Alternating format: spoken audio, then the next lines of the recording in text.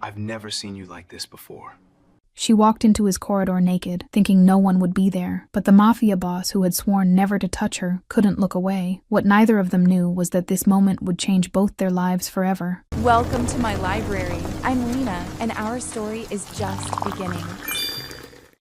The panic attack hit me in the middle of my father's annual charity gala, surrounded by 300 people in designer gowns and enough diamonds to fund a small country, and the only thought in my oxygen-deprived brain was, get out, get away, find somewhere no one can see you fall apart. I made it to the private wing before my vision tunneled completely, stumbling past security who knew my face well enough not to question a cavaliere wandering where guests weren't allowed, and found the spa room my mother had installed last year. Temperature-controlled pool, steam room, complete privacy from the circus happening 3 floors below. The dress came off in shaking hands. The corset that had been crushing my ribs for 4 hours abandoned with it, and I sank into the pool fully naked because modesty felt irrelevant when you couldn't breathe properly, and your entire carefully constructed life was imploding in slow motion. My father wanted me to marry Luca Ferrara. Not wanted, had arranged it, announced it at dinner 3 days ago like I was a business merger instead of his daughter, and when I'd said no, he'd looked at me with those cold eyes and said, "This isn't a request, Sienna. It's what's best for the family. The family. Always the family. The Cavalieri name. The Cavalieri reputation. The Cavalieri empire built on blood and omerta, and my complete erasure of anything resembling personal autonomy." I floated in the heated water trying to remember the breathing techniques my therapist had taught me. In for 4, hold for 7, out for 8. Except my brain kept circling back to Luca's smug face when my father made the announcement, like he'd already won something I hadn't agreed to give. 20 minutes in the pool, another 15 in the steam room letting the heat burn away the panic, and I finally felt human enough to get dressed and return to the gala and pretend I was the perfect Cavalieri daughter instead of someone actively suffocating under expectations she'd never asked for. Except when I walked out of the steam room toward where I'd left my dress, my brain still foggy from heat and residual anxiety. I didn't immediately register that the corridor wasn't empty anymore. I made it 3 steps, completely naked, skin flushed from steam and water still dripping from my hair, before I saw him. Christian Rossi stood at the far end of the marble corridor, 30 feet of Italian stone between us, and I watched him freeze mid-step when he saw me, his expression shifting from neutral to something I couldn't quite identify, before he locked it down with the kind of control that had made him the youngest Don in the city's history. Time stopped. Actually stopped. The world narrowing to just this. Me standing there utterly exposed, him staring at me with eyes so dark they looked black in the low lighting, and the awful realization that I was naked in front of the one man I absolutely could not be naked in front of. "Fuck," I said, the word coming out breathy and horrified, and I watched his jaw tighten at the sound of my voice. He moved before I could, turning away with deliberate precision, his hand already reaching for his suit jacket, and he shrugged out of it without looking at me, holding it out in my direction while keeping his eyes firmly fixed on the opposite wall. "Take it," he said, his voice rougher than usual, carrying an edge I'd never heard before. I should have thanked him, should have grabbed the jacket and covered myself and maybe died of embarrassment, but my brain had apparently short-circuited, because all I could do was stand there frozen while he stood there not looking at me, both of us trapped in this impossible moment. "Sienna," he said, my name sounding different in his mouth, almost pained. "Take the jacket." That broke the spell enough for me to move, crossing the space between us on shaking legs, and taking the jacket from his outstretched hand, our fingers brushing for half a second before he pulled back like I'd burned him. The jacket was warm from his body heat, and smelled like him, something expensive and dark that I'd been noticing for years without admitting I was noticing, and I wrapped it around myself with shaking hands while he remained perfectly still not looking. "Thank you," I managed, my voice coming out smaller than I wanted. "What are you doing here?" Christian asked, and there was something careful in the way he said it, like he was choosing each word precisely. "This wing is supposed to be restricted during events. I needed air," I said, which wasn't quite a lie. "The gala was overwhelming. So you decided to go swimming," he said, and I heard something that might have been dark amusement beneath the words. "Naked. In a corridor." "The corridor was supposed to be empty," I shot back, embarrassment making me defensive. "And I wasn't in the corridor. I was in the spa room. I just miscalculated my exit timing. Clearly, Christian said, and I watched his shoulders shift slightly, tension radiating from him in waves. We stood there in awful silence, him still determinedly not looking at me wrapped in his jacket, trying not to think about the fact that he'd seen me completely naked, and that I could never unknow that he knew exactly what I looked like without clothes. You can turn around now, I said finally, checking that the jacket covered everything important. I'm decent, relatively. I don't think that's a good idea, Christian said, and something in his voice made my skin prickle with awareness. Why not? Because, he said carefully, if I turn around right now, I'm going to be thinking about what's under that jacket, and I can't afford to think about that. The honesty of it hit me like a physical blow, heat flooding through me that had nothing to do with the steam room, and everything to do with the way his voice had dropped on those words. Christian, you should go back to the gala, he interrupted, his tone shifting back to the careful control I was used to. People will notice you're missing. People always notice when I'm missing, I said bitterly. That's the problem. I saw his head tilt slightly, like he wanted to look at me but was restraining himself. What's going on, Sienna? The use of my first name instead of the formal address he usually employed made something in my chest tighten, and before I could stop myself, I said, my father wants me to marry Luca Ferrara. The temperature in the corridor dropped about 20 degrees. When? Christian asked, his voice going flat and dangerous. And he announced it 3 days ago, I said. Apparently it's already arranged. I just forgot to have an opinion about my own life. And you don't want to marry him, Christian said, and it wasn't quite a question. I don't want to marry anyone, I replied, especially not someone my father picked because it's good for the family, but apparently my wants don't factor into Cavalieri business decisions. Christian was quiet for a long moment, and I watched the line of his shoulders shift like he was processing something complicated. Your father is making a mistake, he said finally. Which part? I asked. Arranging my marriage,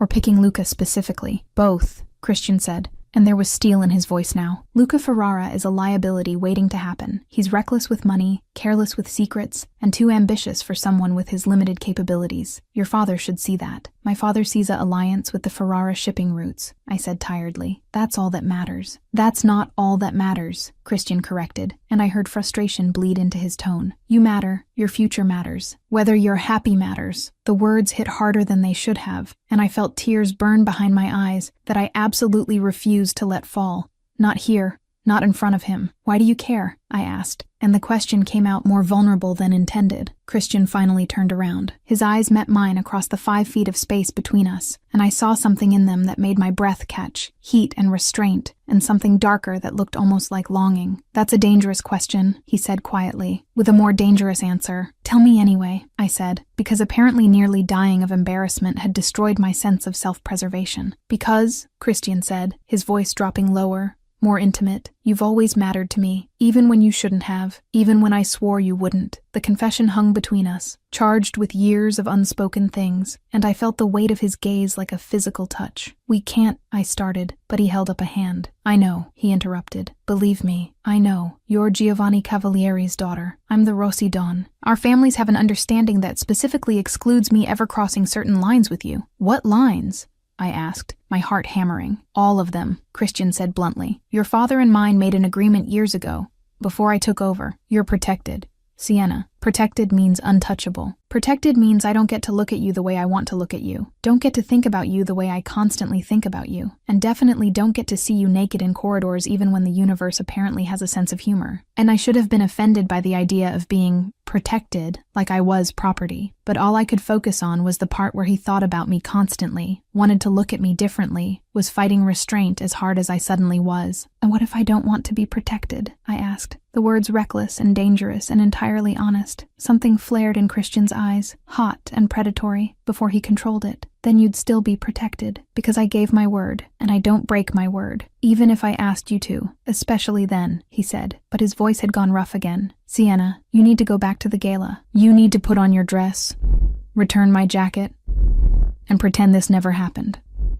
What if I can't pretend? I challenged. Then we're both in trouble, Christian said, and I heard the truth of it beneath the careful control. Because I've spent 5 years pretending I don't notice everything about you, and seeing you like this just made that approximately 1,000 times harder. 5 years, I repeated, my brain catching on that number. You've been noticing me for 5 years. Since you were 20, and came home from university for your father's birthday party wearing that red dress, Christian admitted, and he looked almost angry at himself for saying it. You laughed at something your brother said and the whole room lit up, and I realized I was completely fucked because I wanted you and I could never have you. The honesty was devastating, and I took a step toward him without thinking. Watching him tense like my proximity was physically painful. Don't, he said, holding up a hand. Don't come closer. I'm barely holding on to my control as it is. Maybe I don't want you to have control, I said, surprising myself with the boldness. Maybe I don't have a choice, Christian countered. Your father would kill me, actually kill me, and I deserve it for breaking my word. My father is trying to marry me off to Luca Ferrara, I said, anger making my voice sharp. So forgive me if I don't particularly care about what my father wants right now. Sienna, I should go, I interrupted, because this conversation was heading somewhere dangerous, and I wasn't sure either of us could handle where it would end up. Thank you for the jacket, and for not looking. Mostly. I looked, Christian admitted, and my stomach flipped. Not deliberately, but I looked. And I'm going to be thinking about what I saw for a very long time, which is a problem I'll have to deal with later. Is that a warning? I asked. It's a promise, he replied. Things just changed between us and Sienna, whether we want them to or not. What if I do want them to? I asked quietly. Christian stared at me for a long moment, and I saw him war with something before he spoke. Then we're both about to make some very complicated decisions, he said. But not tonight. Tonight you go back to the gala, smile at the right people, and think about what you actually want. Because if you decide you want this, he gestured between us, then there's no going back. You understand that? I understand, I said, even though I wasn't sure I understood anything except that the air between us had shifted into something electric and dangerous and impossible to ignore. Good, Christian said, pulling out his phone. I'm clearing this wing for the next 15 minutes. Get dressed. Compose yourself, and return to the party. We never saw each other tonight. We didn't? I asked. We didn't, he confirmed, but his eyes told a different story. And Sienna, if your father pushes the Luca situation, tell him you need time. Buy yourself space to think. Don't agree to anything you're not ready for. Why do you care? I asked again. Because, Christian said, his voice going soft in a way that made my chest ache. Someone should care about what you want, even if I can't be the one to give it to you. He left before I could respond, disappearing down the corridor with that predatory grace, and I stood there wrapped in his jacket that still smelled like him, trying to process what had just happened. I'd walked into a corridor naked. Christian Rossi had seen me, and something fundamental had shifted between us that I didn't think either of us could undo, even if we tried.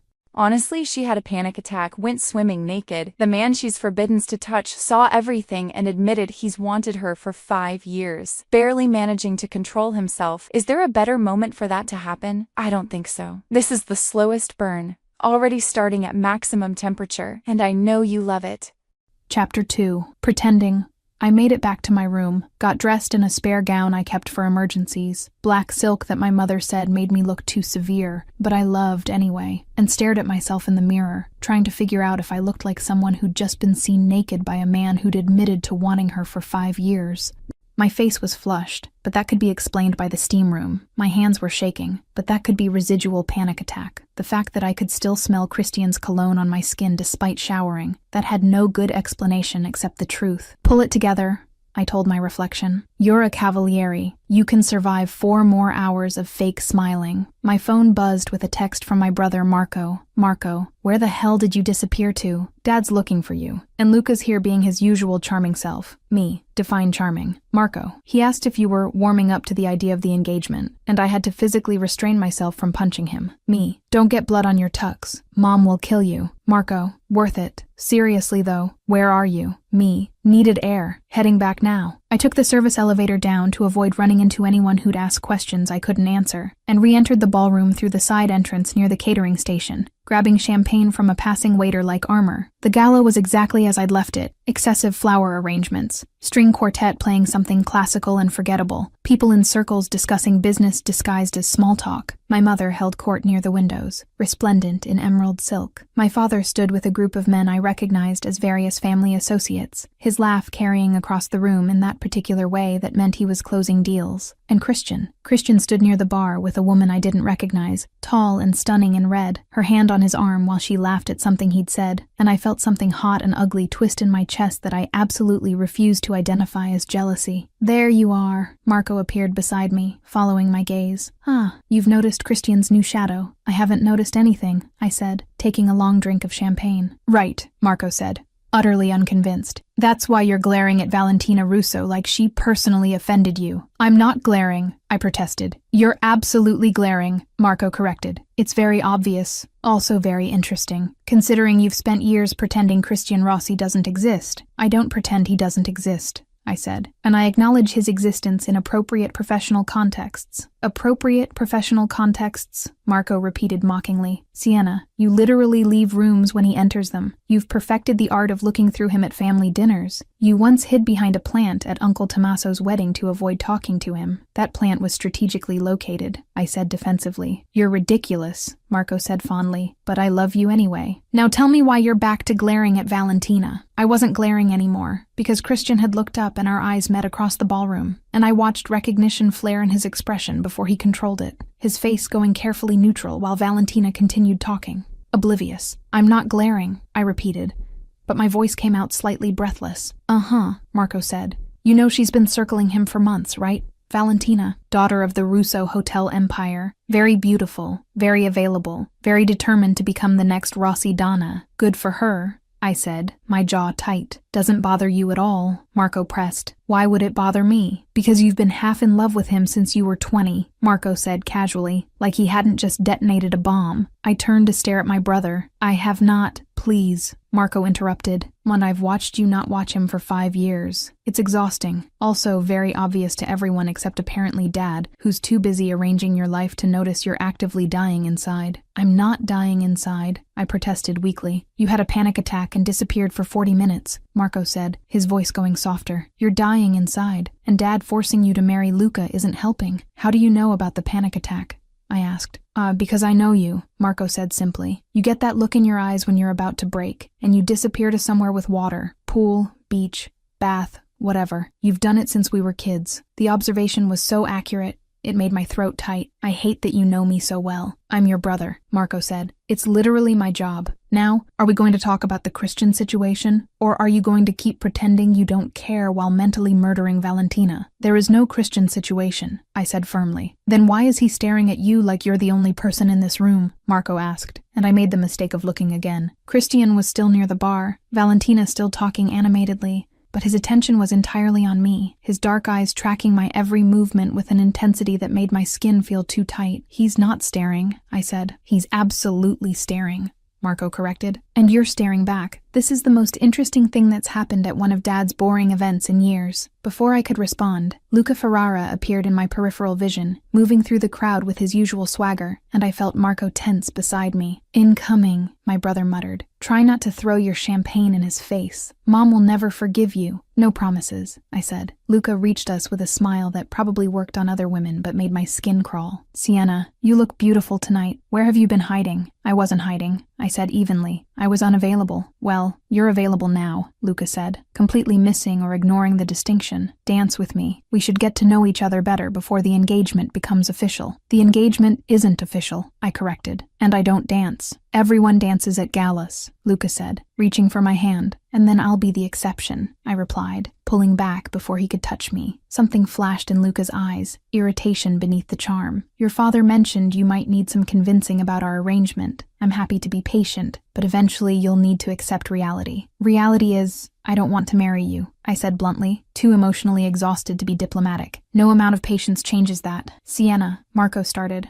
warning in his tone. It's fine, Luca interrupted, though his smile had gone sharp. She's spirited. I like that. Makes things more interesting. I'm not a horse to be broken, I said, anger making my voice cold. Oh, and you're not interesting. You're insufferable. Luca's expression darkened, and I saw Marco shift slightly, positioning himself between us. But before the situation could escalate further, a voice cut through the tension. Sienna, your mother is asking for you. Christian had materialized beside us with that eerie silence powerful men seem to cultivate, and I watched Luca's entire demeanor shift from aggressive to cautious in the space of a heartbeat. And Christian, Luca said, forcing casualness. Didn't see you there. Clearly, Christian replied, his tone flat. Sienna, it wasn't quite a question, more an offer of escape, and I took it gratefully. Excuse me, I said to Luca without looking at him, and let Christian guide me away with his hand hovering near my lower back, but not quite touching, maintaining propriety while everyone watched. My mother isn't actually asking for me. Is she? I said quietly when we were out of Luca's earshot. No, Christian admitted, but you looked like you were about to say something that would make your father's political situation complicated, so I intervened. My hero, I said dryly. Hardly, Christian replied. More like damage control. Luca's father controls the southern shipping routes. Your father needs that alliance. You punching Luca in the face,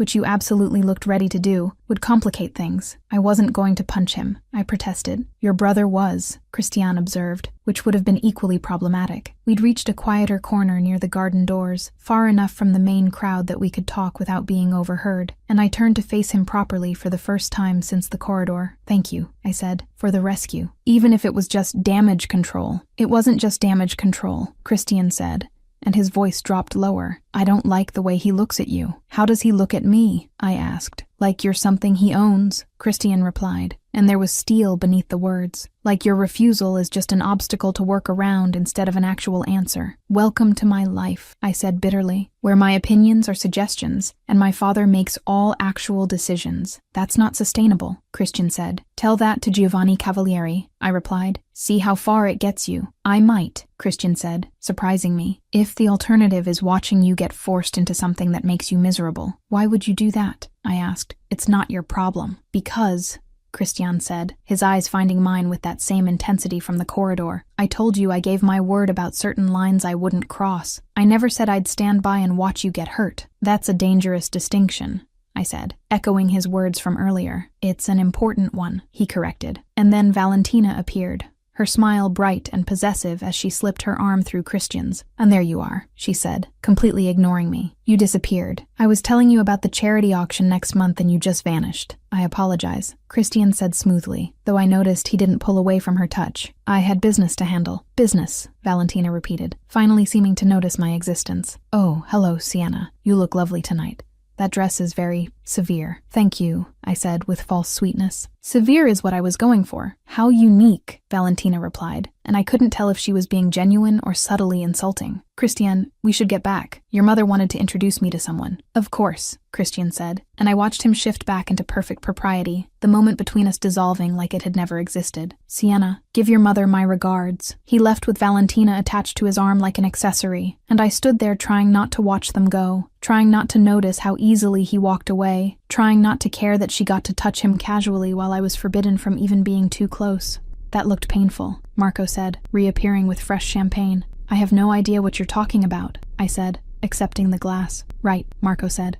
Because you definitely weren't imagining creative ways to make Valentina disappear. I don't know her well enough to imagine her disappearance, I said primly. But you'd like to, Marco observed. Shut up, I said without heat. This is going to be a disaster, my brother said cheerfully. You, Christian, Valentina, Luca, Dad's political machinations. It's like watching a very expensive train wreck in slow motion. Thank you for that comforting assessment, I said dryly. Any time, Marco replied. For what it's worth, Christian looked ready to murder Luca when he grabbed at you. He didn't grab at me, I corrected. He reached. There's a difference. Not to Christian, apparently, Marco said. Seriously, Sienna, what happened between you two? You've been weird all night, and he's been watching you like you're about to disappear. Nothing happened, I lied. You're a terrible liar, Marco observed. I'm an excellent liar, I corrected. You just know me too well. So something did happen, Marco pressed. Drop it, I said, finishing my champagne. Please, Marco, just drop it. My brother studied me for a long moment,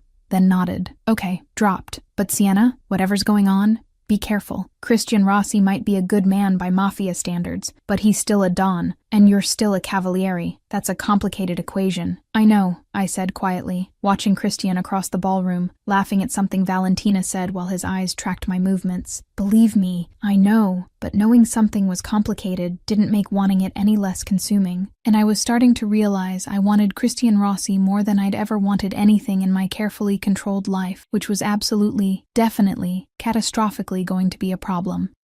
She's shooting furious looks at Valentina. Her brother knows she's been half in love with Christian for years. Luca is being disturbingly possessive. Christian rescued her and admitted he doesn't like the way Luca looks at her. And now she's watching him with another woman while burning with jealousy. She refuses to admit the intensity is intensing.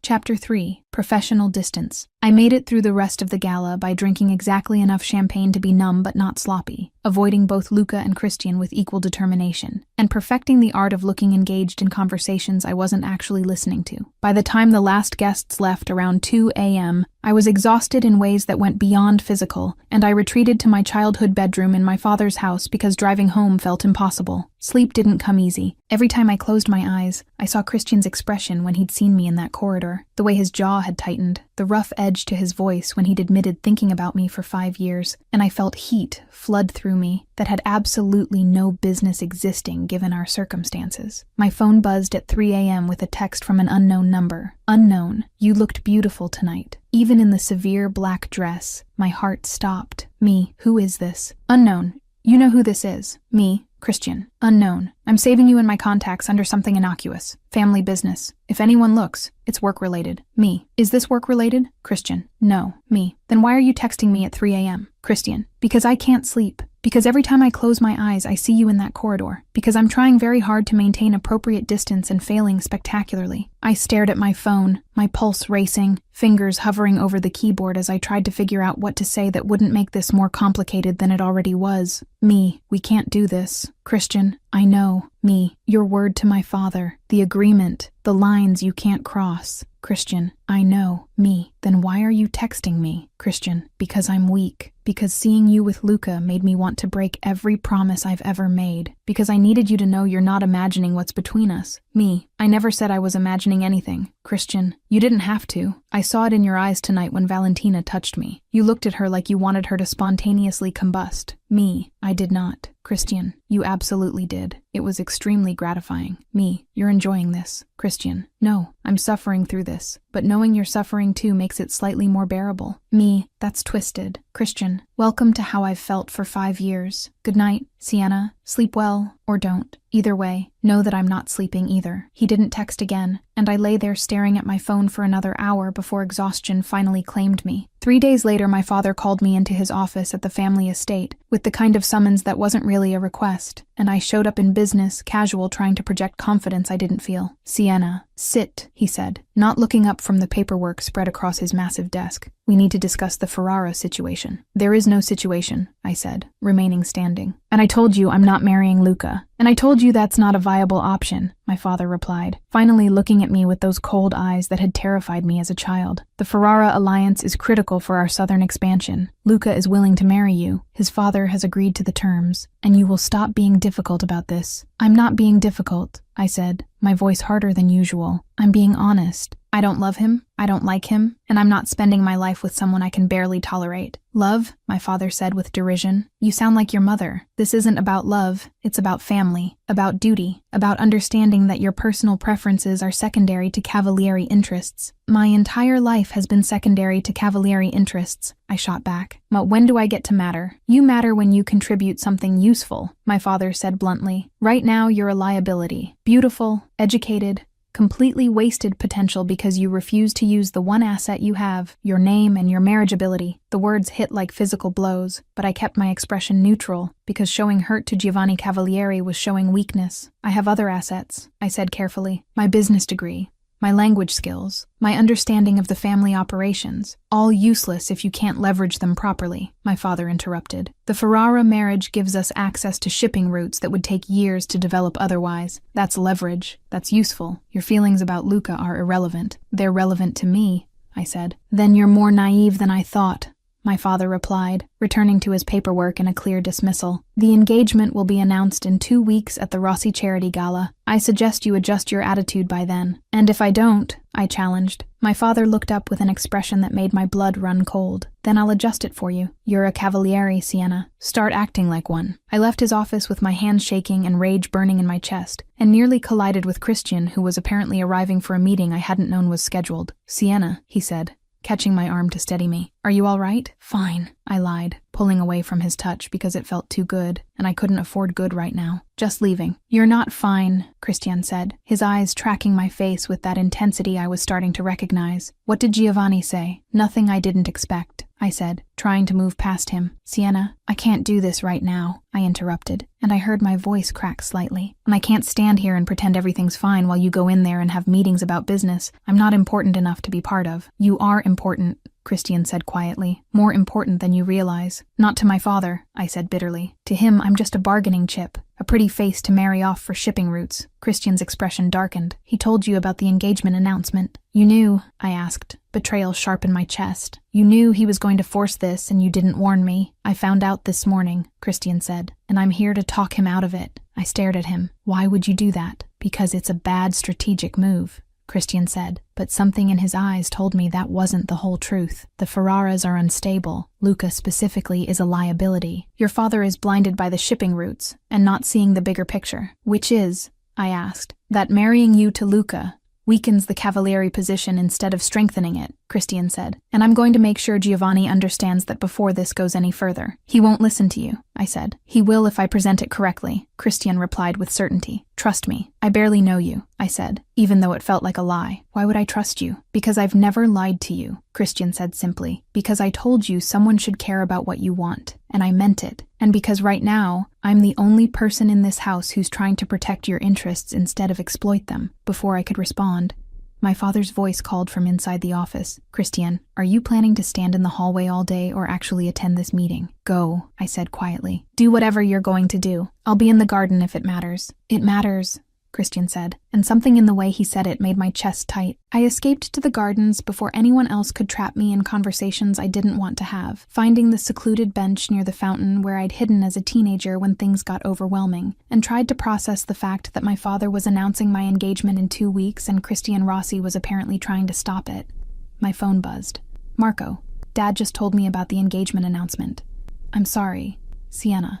I tried to talk to him, but he's immovable on this. Me. It's fine. I'm handling it. Marco, you're not fine, and you're not handling it. Where are you? Me. Garden. Don't come find me. I need to think. Marco. Thinking alone in the garden is how you end up having panic attacks. I'm coming. Me. Marco, please. But he was already there, appearing around the hedge with concern written all over his face and 2 coffees in his hands. You look like hell, he observed, sitting beside me and handing over a cup. Thank you. That's very comforting, I said, accepting the coffee. I'm your brother, not your therapist, Marco replied. Comfort isn't my strong suit. Brutal honesty is. Then be brutally honest, I said. Is there any way out of this? Marco was quiet for a long moment, not without consequences. If you refuse the engagement publicly, Dad will see it as betrayal. He'll cut you off, probably, and make your life extremely difficult. I can live with difficult, I said. Can you live with being disowned? Marco asked. With losing access to the family, the business, everything you've known, because that's what refusing him means. Sienna, he's not bluffing about this. So my options are marry Luca or lose everything, I said flatly. Unless someone more powerful than Dad intervenes, Marco said carefully. And someone whose opinion he actually respects.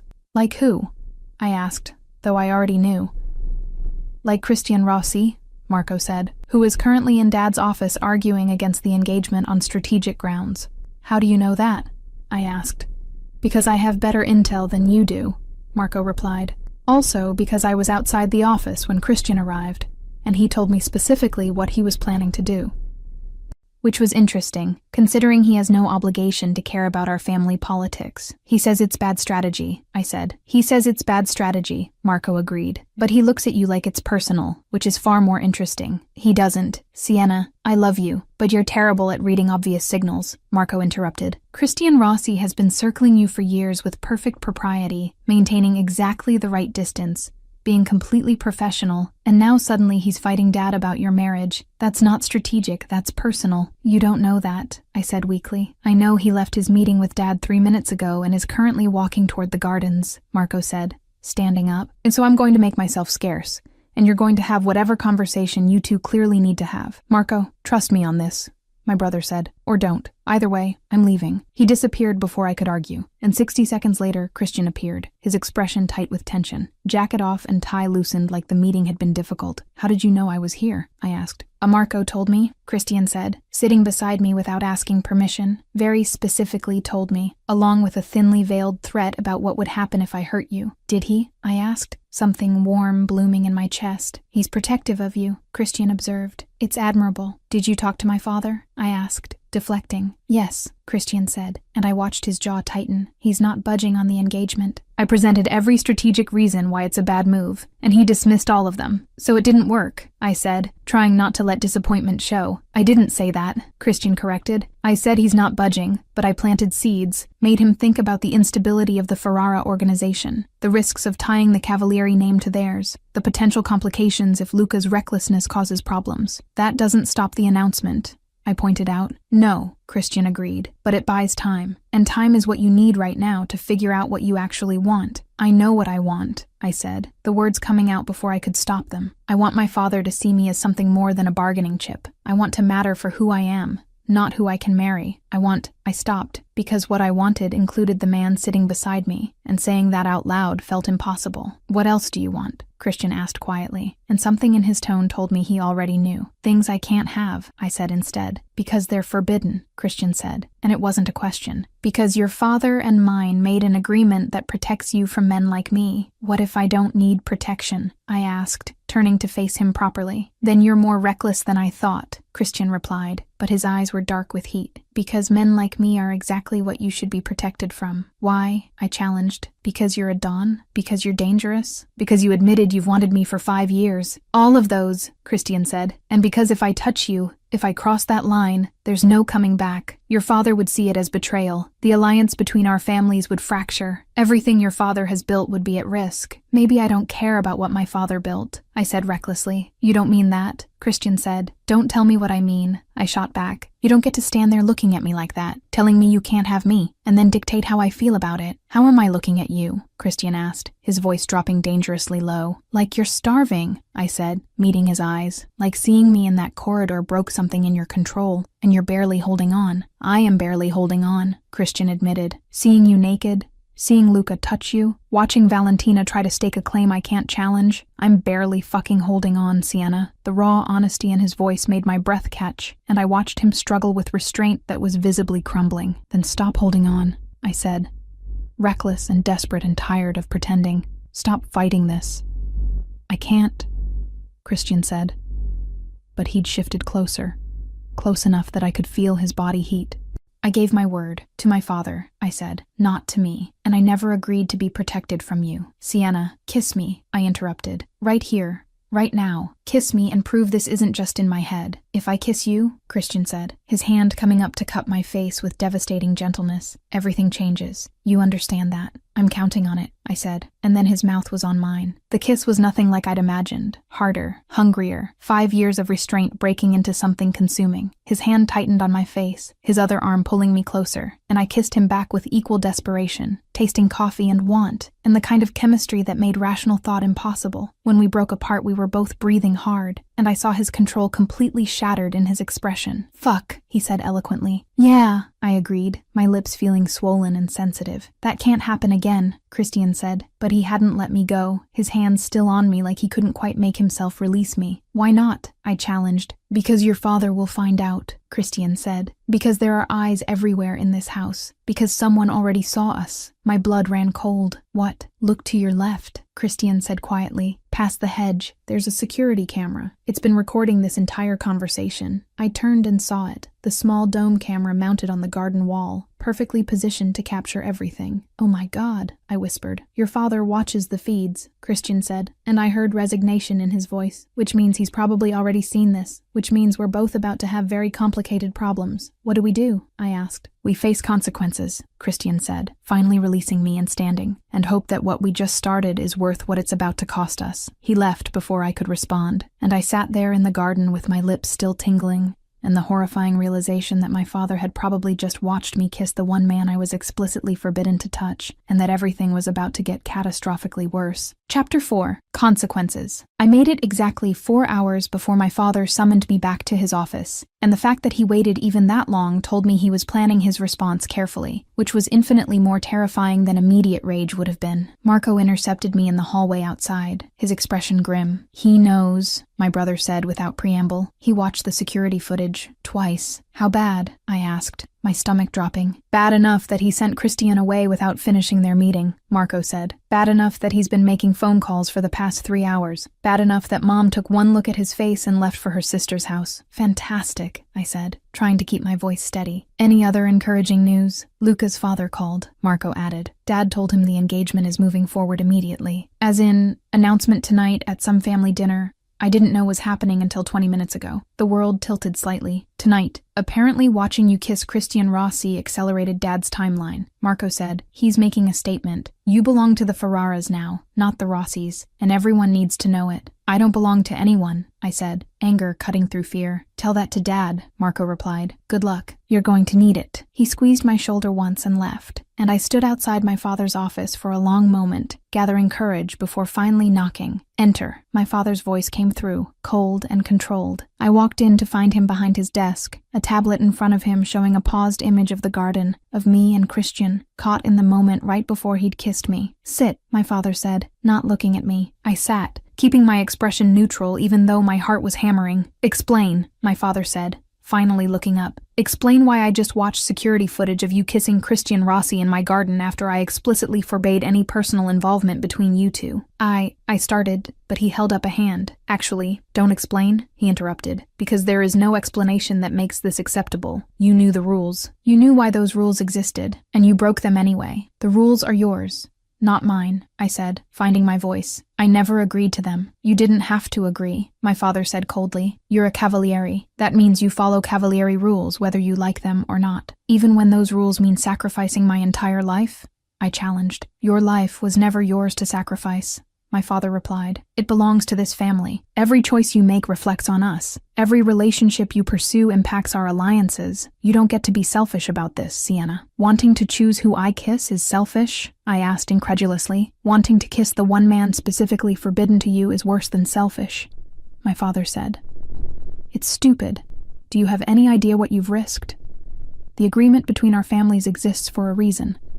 Christian's father and I established those boundaries to prevent exactly this kind of complication. Why? I demanded. Why is it so forbidden? What's so terrible about me and Christian that requires explicit prohibition? My father was quiet for a long moment, something complicated passing across his expression before he controlled it. Because Vincent Rossi asked me to protect you from his son, he said finally. Because before Christian became Don, before he proved himself capable of control, he was dangerous in ways you don't understand. Vincent was terrified of what his son might become, what darkness he carried, and he made me promise, made me swear, that you would never be exposed to that. The revelation hit like cold water. Christian asked his father to keep me away from him. Christian didn't ask anything, my father corrected. Vincent did, because he saw how his son looked at you even then, when you were barely 20, and he was becoming something Vincent didn't recognize. And Vincent loved you like a daughter, Sienna. He wanted you safe. I felt something crack in my chest, because Vincent Rossi had died 2 years ago, and I'd mourned him genuinely, and learning he'd been protecting me from his own son complicated everything. Christian isn't dangerous, I said, though my voice wavered slightly. And Christian is the most dangerous man in this city, my father corrected. He's just learned to hide it better than most. But that doesn't change what he is, what he's capable of. And I will not watch you destroy yourself because you think you're in love with him. I never said I was in love with him, I protested. You didn't have to, my father replied. I saw the footage. I saw how you looked at him. And I'm telling you now,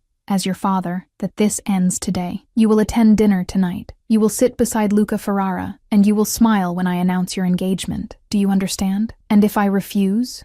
I asked. Then you're no longer my daughter, my father said flatly. You're no longer a cavaliere. You're no longer welcome in this house or any family property. You'll be cut off completely, financially, socially, professionally. Everything you have comes from this family, Sienna. Everything you are exists because of the Cavaliere name. Take that away, and you're nothing. The cruelty of it stole my breath, and I stared at my father trying to find the man who'd read me bedtime stories, and taught me to ride horses, and told me I could be anything I wanted. But that man wasn't here. Only Giovanni Cavaliere existed now, calculating, cold, willing to destroy his own daughter to maintain control. I hate you, I said quietly, the words coming from somewhere deep and honest. That's your prerogative, my father replied without emotion. Dinner is at 7. Don't be late. I found Christian in the parking area getting into his car, and I ran before thinking about whether it was smart, calling his name before he could drive away. He stopped, turned, and I watched his expression shift from neutral to concerned when he saw my face. "And what happened?" he asked immediately. "He knows," I said, slightly breathless from running. "Obviously, the cameras, he watched us. And now he's forcing the engagement announcement tonight and threatening to disown me if I don't comply." Christian's expression went deadly. "He threatened you. He gave me a choice," I corrected. "Marry Luca or lose everything. Family,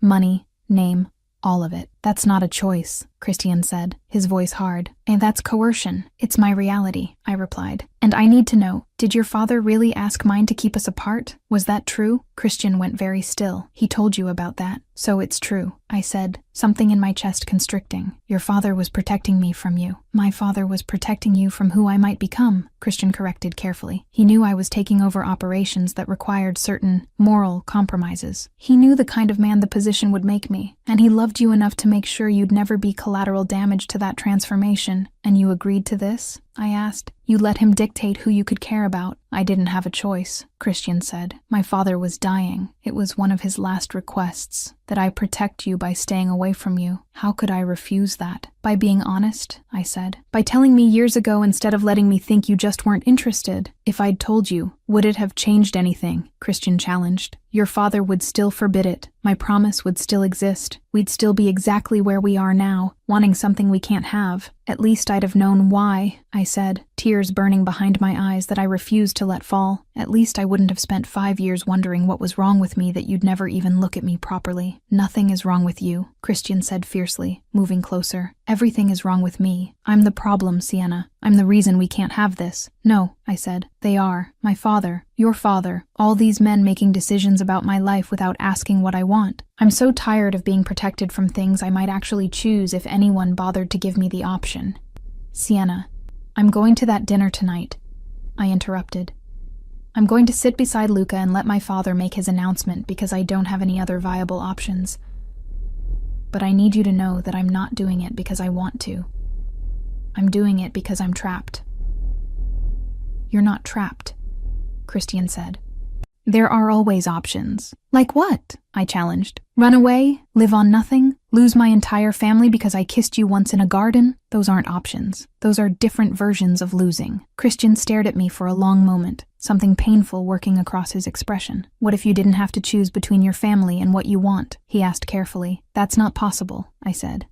"What if I made it possible?" Christian pressed. "What if I could give you a way out that didn't require you to sacrifice everything?" "How?" I asked, suspicious and hopeful in equal measure. "Let me handle your father," Christian said. "Let me find leverage that makes him reconsider forcing this marriage. It'll take time, but I can do it." "And in the meantime?" I asked. "I just pretend to be engaged to Luca. In the meantime, you buy me time to work," Christian said. "Don't marry him. Delay, stall, find excuses. Just don't sign anything that makes it permanent. My father won't wait long," I said. "Then I'll work fast," Christian replied. "But Sienna, you need to trust me. Can you do that?" I looked at him. This dangerous man who'd admitted to wanting me for years, who'd kissed me knowing it would have consequences, who was now offering to fight my father on my behalf. And I made a decision that was either the smartest or stupidest thing I'd ever done. "Yes," I said. "I trust you." "Good," Christian said, and something in his expression shifted to determination. "Go to the dinner, play your part, but remember that you're not alone in this. Not anymore." He left, and I stood there in the parking area trying to believe that trusting Christian Rossi wasn't going to destroy me. The dinner was exactly as excruciating as I'd anticipated. 20 family members and associates gathered in the formal dining room, Luca beside me touching my hand every chance he got, my father presiding over everything with satisfied control. "A toast," my father said when dessert was served,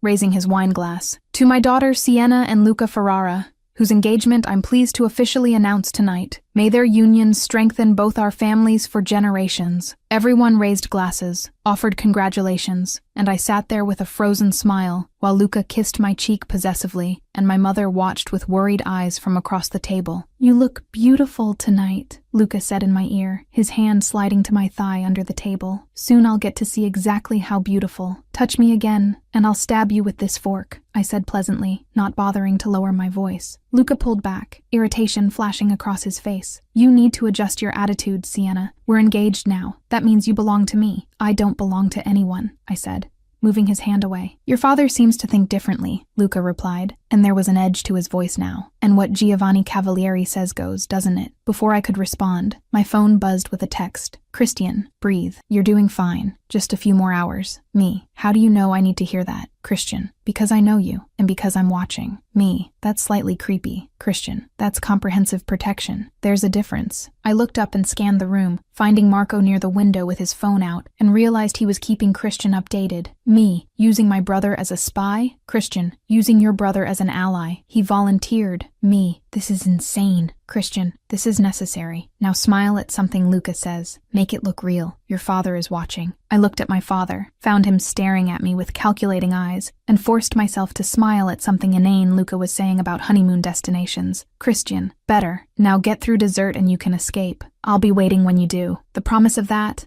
of Christian being somewhere waiting for me, made the rest of the dinner bearable, but barely. Chapter 5. Escalation. I escaped the dinner at 10 p.m., claiming a headache that wasn't entirely fabricated, and found Christian's car waiting 2 blocks from the estate, parked in shadows where no one would notice. Get in, he said through the open window, and I obeyed without questioning, sliding into the passenger seat with relief. Where are we going? I asked as he pulled away. Somewhere your father's security can't track you, Christian replied. Somewhere we can actually talk without cameras or spies, or your fiancé touching you. The word fiancé came out bitter, and I noticed his hands tightening on the steering wheel. He's not my fiancé, I said. Not really. It's just an announcement. An announcement your father expects you to honor, Christian corrected. And which means in his eyes, and everyone else's, you belong to Luca now. I don't belong to anyone, I repeated for what felt like the 100th time that day. I know that, Christian said, but Luca doesn't, which is going to be a problem. We drove in silence for another 10 minutes, before he pulled into an underground garage beneath a building I didn't recognize, and led me to a private elevator that required both a key card and fingerprint to access. Now where are we? I asked. My actual home, Christian said, not the family estate where business gets conducted. This is private. The penthouse was modern and minimalist, all clean lines and expensive taste without being ostentatious, and I moved to the floor-to-ceiling windows overlooking the city while Christian poured 2 glasses of whiskey. You didn't have to rescue me, I said when he handed me a glass. Yes, I did, Christian replied, because watching Luca touch you at that dinner made me want to kill him, which wouldn't have been good for anyone. You were watching, I said. Marco was sending updates, Christian corrected, with detailed descriptions of every time Luca put his hands on you. Your brother has a gift for making me homicidal. He's protective, I said. He's smart, Christian countered. He knows what's happening between us even if we're both pretending we can control it. Can we? I asked, turning to face him. Control it? No, Christian admitted, setting down his glass. I don't think we can. Not anymore. Seeing you with him, watching your father force this,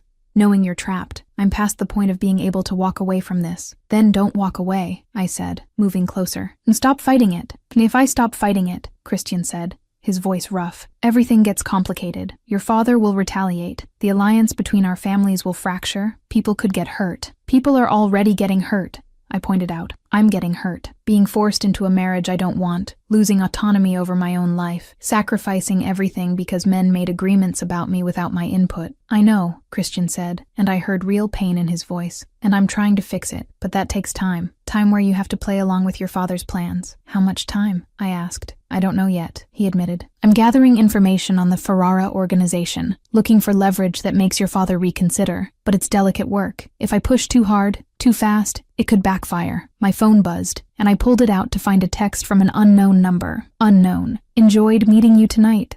Bella, looking forward to getting to know you better. Much better. L.A. Luca has your number, Christian observed, reading over my shoulder, and his voice had gone dangerous. Apparently, I said, deleting the message. My father probably gave it to him. Luca, don't delete my messages. That's rude. We're engaged now. You should be more accommodating. Luca, I know you're not actually interested. I saw how you looked at Christian Rossi at the gala, but that doesn't matter. You're mine now whether you like it or not. Ice flooded my veins, and I watched Christian read the messages, his expression going absolutely lethal. He's threatening you, Christian said flatly. He's being an asshole, I corrected. There's a difference. Not to me, Christian replied, taking my phone and typing a response before I could stop him. Me, this is Christian Rossi. If you text Sienna again with anything remotely inappropriate, you'll regret it. Cram. You can't do that, I protested, grabbing for the phone. I just did, Christian said, holding it out of reach, and he needed to know there are consequences for harassing you. My phone immediately started ringing, Luca calling back, and Christian answered on speaker. What the fuck, Rossi? Luca's voice came through angry and slightly panicked. You have no right to answer Sienna's phone. I have every right when you're sending her threatening messages, Christian replied, his voice deadly calm. Back off, Luca. This is your only warning. She's my fiancée. She's Giovanni's daughter, who you're forcing into an arrangement she doesn't want, Christian interrupted. And if you push this, if you make her uncomfortable or unsafe in any way, you'll answer to me personally. Do we understand each other? Silence on the other end. Then, this isn't over. Yes, Christian said. It is. He hung up and handed me back my phone, and I stared at him trying to process what had just happened. You just threatened a made man, I said, on my behalf, using my phone. Yes, Christian agreed. My father is going to find out, I continued. Luca's going to tell him. This is going to make everything worse. Good, Christian said, surprising me. Let him tell your father. Let Giovanni know that you're not unprotected, that touching you has consequences, that forcing you into this marriage means dealing with me. That's insane, I said. You're starting a war over me. I'm preventing one, Christian corrected. Because if Luca continues down this path, if he thinks he can threaten or intimidate you, things will escalate.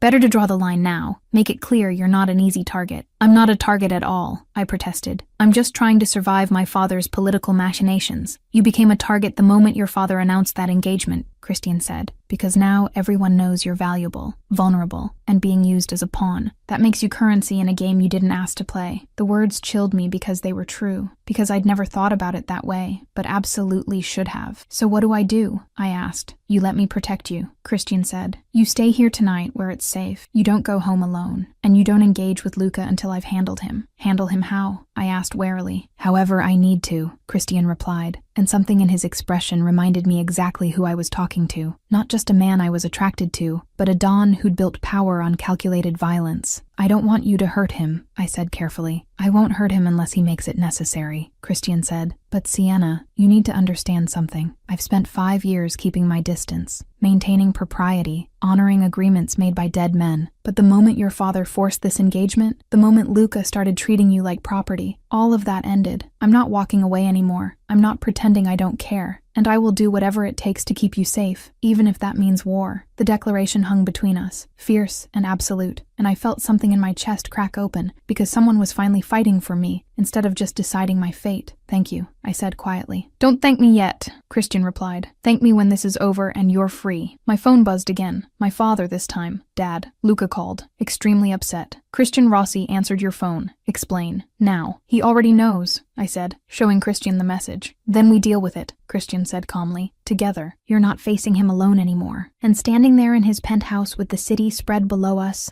and consequences building like a storm, I realized I believed him. For the first time in my life, I wasn't alone, even if that meant everything was about to get infinitely more complicated. Chapter 6. Protection Mode. I woke up in Christian's guest room at 6 a.m. to 17.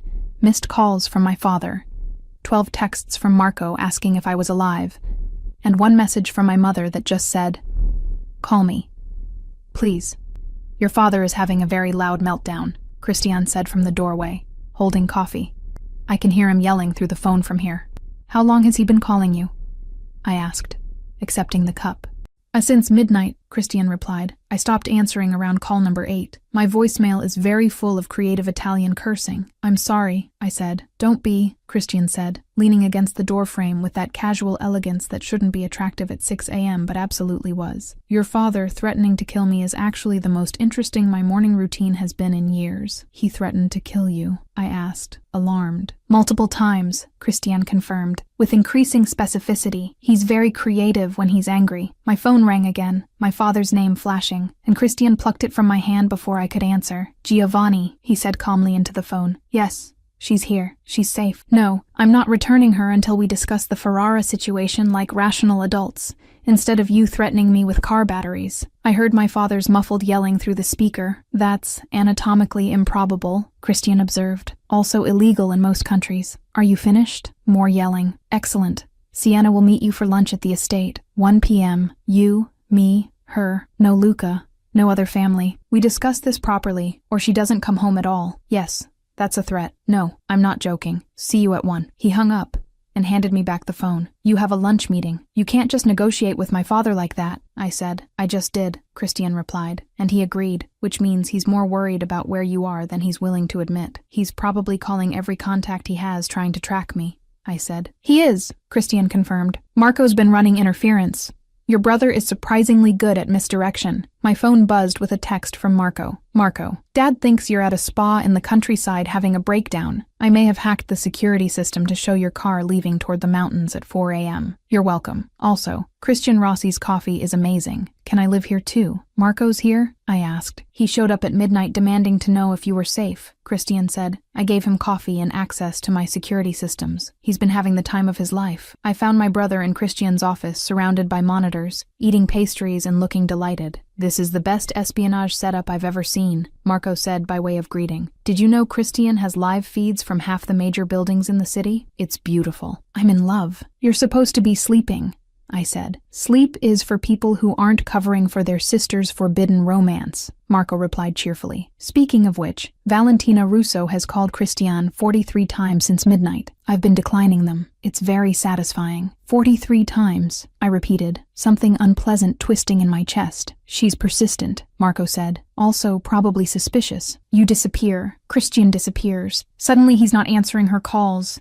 Even she can do that math. Marco, Christian warned. What? I'm helping, Marco said innocently, by which I mean I'm making sure everyone knows exactly how worried she is about losing her claim on you. Very entertaining. There is no claim, Christian said firmly. Tell her that, Marco replied, pulling up a screen showing text messages. She's sent approximately 70 messages in the past 6 hours, ranging from concerned to territorial to borderline threatening. My favorite is, whoever you're with isn't worth destroying what we're building. We're not building anything, Christian said, but I noticed he was reading the messages with increasing tension. She thinks you are, Marco observed, which is going to be a problem when she realizes you're actually with Sienna. She doesn't need to know that, I said quickly. Too late, Marco said, pulling up another screen. She posted on social media at 5 a.m., asking if anyone had seen Christian. Your cousin Gia responded saying you were also mysteriously unavailable. Valentina put 2 and 2 together about 30 minutes ago based on this text. He showed me Valentina's latest message to Christian. You're with her, aren't you? With Giovanni's daughter? Are you insane? Oh good, I said flatly. Another person who thinks I'm a complication. You are a complication, Christian said, but there was warmth in his tone. The best kind. That's sweet, Marco said. Also stupid. Valentina is not going to take this well. She's been positioning herself as the future Rossi Donna for months. Finding out you're interested in the one woman explicitly forbidden to you is going to make her reactive. How reactive? I asked. Depends on how attached she actually is versus how attached she is to the idea of being a Don's wife, Marco replied. If it's the latter, she'll back off gracefully. If it's the former, she'll make your life extremely difficult. My phone rang. Valentina, calling me directly. Don't answer that, Christian said immediately. She's going to know I'm avoiding her, I pointed out. Good, Christian replied. Let her know. Let everyone know. I'm done pretending. That's very romantic and also strategically terrible, Marco observed. But I support it emotionally. I answered the call before Christian could stop me. Hello, Sienna? Valentina's voice came through, syrupy sweet with an edge of steel. I'm so glad I caught you. I heard you weren't feeling well last night. Are you feeling better? Much better, I said carefully. Thank you for asking. Wonderful, Valentina said. I was hoping we could have lunch today. Girl talk. There's so much happening with your engagement to Luca, and I thought we should catch up properly. Just us. It wasn't a request. It was a challenge, and I heard the subtext clearly. I know something is happening, and we're going to discuss it. I have plans today, I said. Cancel them, Valentina replied, the sweetness dropping slightly. This is important. There are things you should know about certain situations before you make decisions you'll regret. Meaning? I asked, even though I knew exactly what she meant. Meaning Christian Rossi is not who you think he is, Valentina said bluntly. And getting involved with him will destroy you.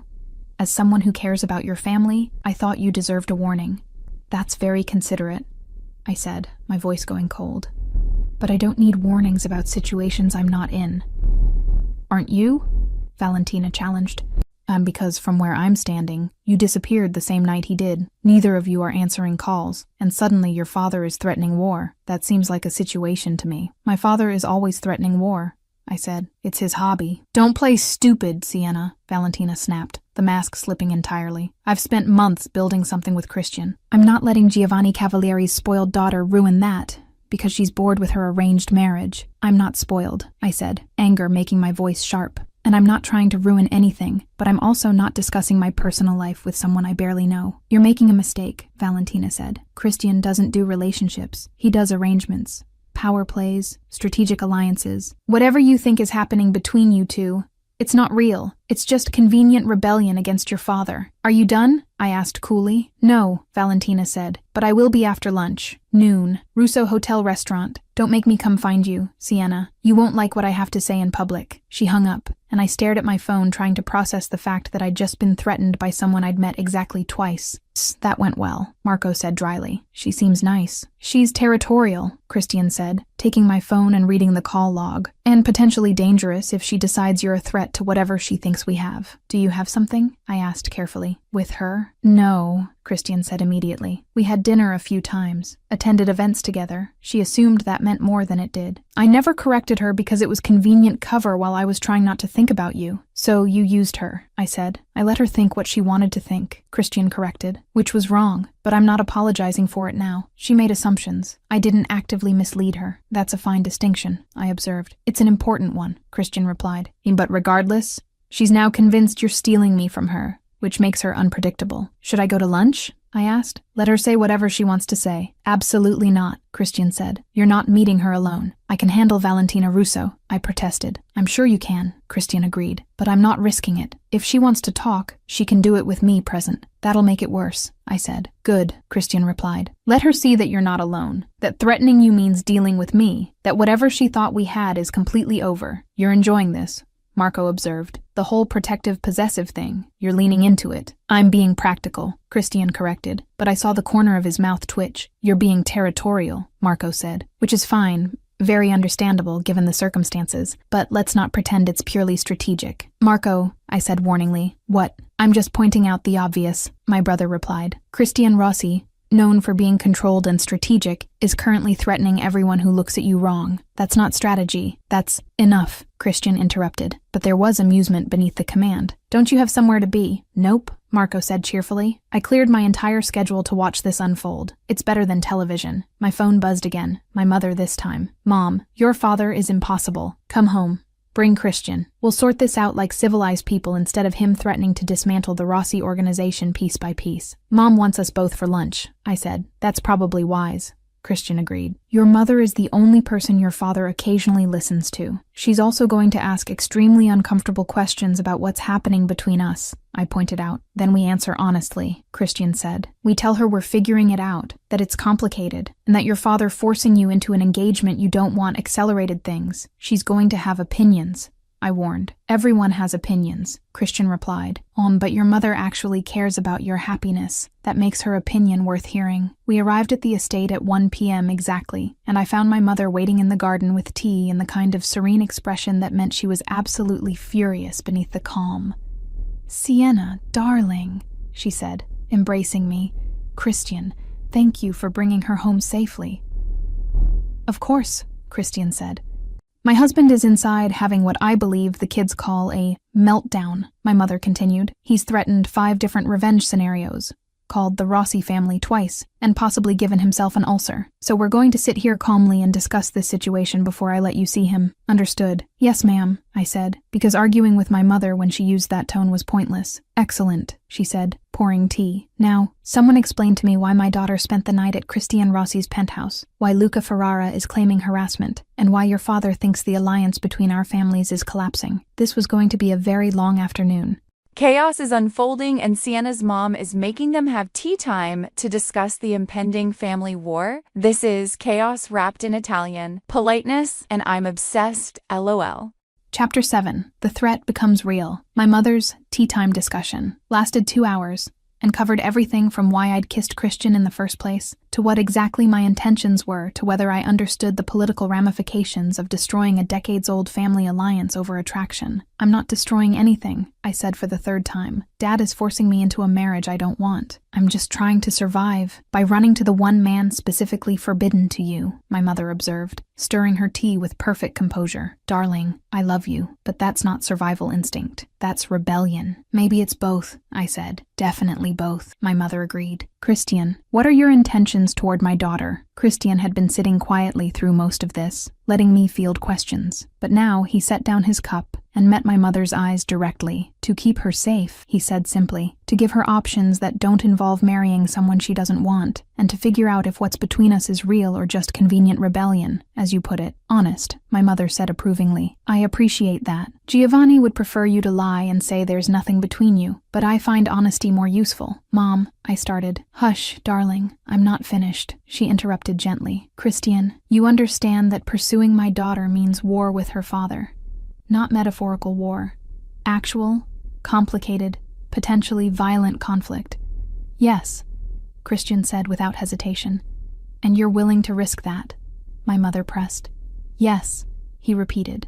Why? She asked. And don't give me strategic reasoning or political calculations. Why are you willing to fight my husband over my daughter? Christian was quiet for a moment, and I watched him choose his words carefully. Because 5 years ago I promised my dying father I'd stay away from her, he said finally, that I'd protect her by never letting her be exposed to what I was becoming, and I kept that promise. I watched her from a distance, maintained perfect propriety, convinced myself I was doing the right thing. But watching Giovanni force her into this marriage, seeing Luca treat her like property, knowing she's trapped, I can't keep that promise anymore. My father asked me to protect her. This is how I do that now. My mother studied him for a long moment, something complicated passing across her expression. Vincent would have approved. She said finally, he loved you both, and he would have wanted Sienna's happiness more than he wanted some old promise kept. You knew about the promise, I asked. Of course I knew, my mother replied. Vincent told me himself, asked me to watch over both of you. Make sure Giovanni didn't push the issue. I've been running interference with your father for years, darling. Why do you think he only just now forced the Ferrara engagement? The revelation hit hard. You've been protecting me. Someone had to, my mother said pragmatically. Your father sees family as chess pieces. I see family as people. Those are fundamentally incompatible worldviews, but I make it work by choosing my battles carefully. This engagement is one I'm choosing to fight. You're on my side, I asked, something in my chest loosening. I'm always on your side, my mother said. Then even when you make spectacularly complicated decisions like kissing Christian Rossi in a garden with security cameras. That was not my finest moment, I admitted. It was honest, my mother replied. Sometimes honesty matters more than strategy. Now, Christian, tell me honestly, can you actually protect my daughter from the consequences of this? Or are you making promises you can't keep? I can protect her physically, Christian said. I can make sure Luca and anyone else understands that threatening her has consequences. What I can't protect her from is Giovanni's anger,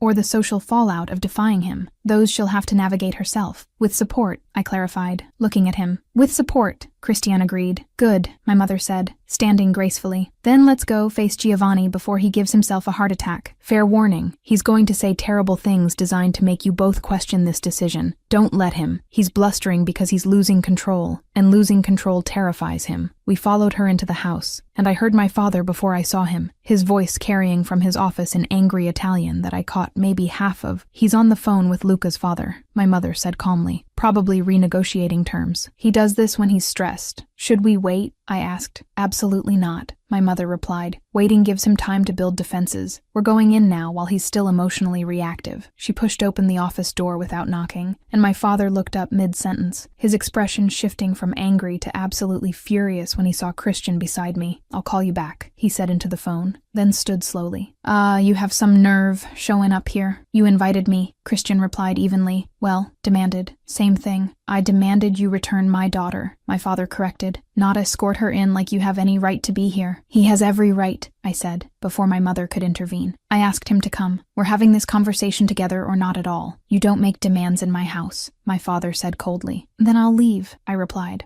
already turning. And you can explain to Luca why your daughter disappeared instead of honoring the engagement you forced on her. Sienna, my father started. No, I interrupted. You threatened to disown me. You forced an engagement I explicitly refused. You gave my phone number to a man who sends threatening texts. So now you get to choose, Dad. You can have a conversation where you treat me like an adult with agency, or you can have a missing daughter and a very angry Don's family asking uncomfortable questions about where I went. My father stared at me like he'd never seen me before, and I watched him recalculate whatever strategy he'd been planning. Sit, he said finally, gesturing to the chairs. All of you. We sat, and for a moment no one spoke. Tension thick enough to choke on. The engagement to Luca stands, my father said finally. This isn't negotiable, Sienna. The contracts are already being drawn up. Then tear them up, I said, because I'm not signing anything. You'll sign or you'll be cut off completely, my father said. No money, no family support, no Cavalieri name. You'll be alone. She won't be alone, Christian said quietly, and every head turned toward him. If you disown her, she has resources. She has support. She has me. You, my father said with derision. You think I'm going to let you waltz in and steal my daughter because you've suddenly decided promises don't matter. I think you're going to recognize that forcing Sienna into a marriage she doesn't want makes you the problem,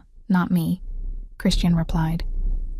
And I think you're going to be smart enough to see that the Ferrara alliance isn't worth losing your daughter over. The Ferrara alliance is critical, my father started. The Ferrara alliance is a liability, Christian interrupted. Luca's organization is barely holding together. His father is losing territory to the Eastern families. Their shipping routes are compromised by federal attention. You're tying the Cavalieri name to a sinking ship, Giovanni. That's not strategy. That's desperation. You don't know what you're talking about, my father said, but I heard uncertainty creep into his voice. I know exactly what I'm talking about, Christian replied. I've been tracking Ferrara movements for 3 months. Their financial records show massive losses. Their people are jumping ship. And Luca specifically is under investigation for trafficking violations that could bring down the entire organization. The room went silent. You're lying, my father said, but he sounded less certain. I'm not, Christian said, pulling out his phone and sliding it across the desk. That's a federal surveillance report dated last week. Luca Ferrara is being watched. Anyone associated with him is being watched, including, soon, your daughter if you go through with this marriage. I watched my father read the document, his expression shifting from anger to calculation to something that looked almost like fear. Where did you get this? He asked carefully. I have contacts, Christian said, and I use them when necessary. This is necessary. You're trying to manipulate me, my father said. I'm trying to save you from making a catastrophic mistake, Christian corrected. Sienna doesn't want this marriage. The marriage itself is strategically terrible, and forcing it anyway makes you look weak,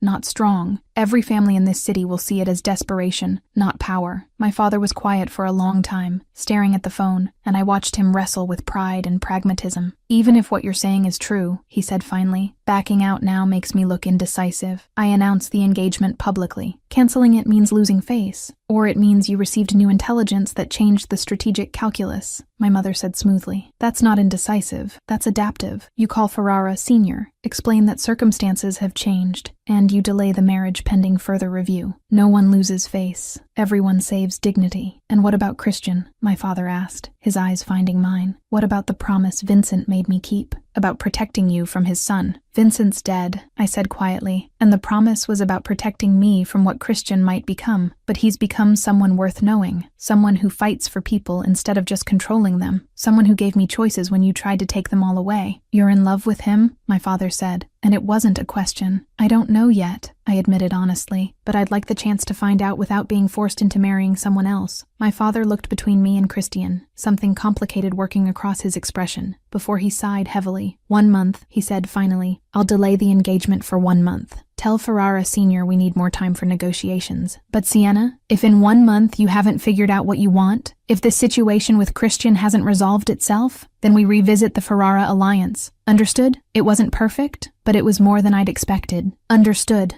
I said. And Christian, my father continued, his voice going hard. If you hurt my daughter, if this turns out to be manipulation or a power play, I will destroy you and everyone you care about. That's not a threat. That's a promise. Understood, Christian replied calmly. Good, my father said, dismissing us. Get out of my office, all of you. I need to make some very uncomfortable phone calls. We filed out, and I didn't breathe properly until we were back in the garden. That went better than expected, my mother observed. He gave us a month, I said. That's not exactly a victory. It's more time than you had this morning, Christian pointed out. And time is what we need to figure this out properly. Figure what out? I asked. Whether we're real or just rebellion. Whether we're worth fighting for, Christian corrected. Which I already know the answer to, but you need to figure out for yourself. Before I could respond, Marco appeared around the hedge looking pale. We have a problem, he said. Luca just posted on social media. About you, about Christian, and about making sure threats are handled appropriately. It's getting attention.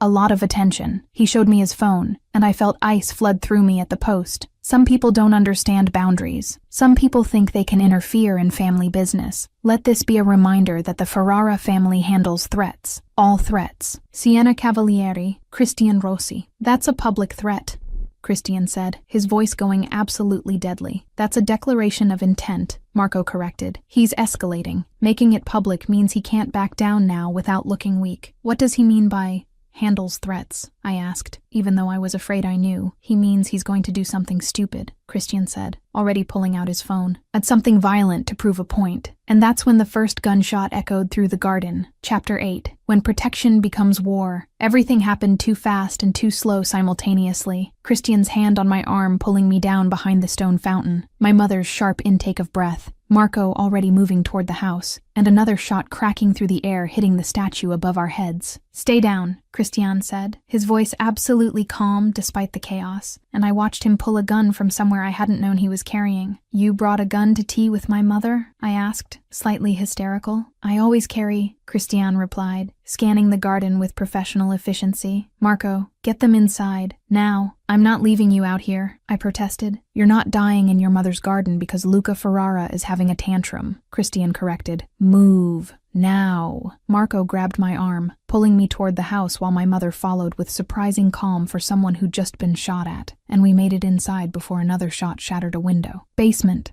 my mother said, already moving. "It's reinforced. Your father insisted after the incident in 09. "What incident in 09? I asked, following her downstairs I'd never noticed before. "Later, darling," my mother replied, opening a door that revealed what looked like a panic room. Inside, "Marco, call security, tell them shots fired, possible assault, and to lock down the entire property." "Already done," Marco said, his phone to his ear. "Dad's security team is mobilizing. They're estimating 3 minutes to reach the garden." "Christian's still out there," I said, moving back toward the stairs. "Christian can handle himself," my mother said, catching my arm. "He's survived far worse than Luca Ferrara with poor aim and wounded pride." "How do you know Luca's aim is poor?" I challenged. "Because if it wasn't, we'd be dead," my mother replied pragmatically. "He's making a statement, not actually trying to kill anyone. Though that could change if someone does something stupid, so we're staying here until it's clear." The next 5 minutes were the longest of my life, listening to muffled sounds from above.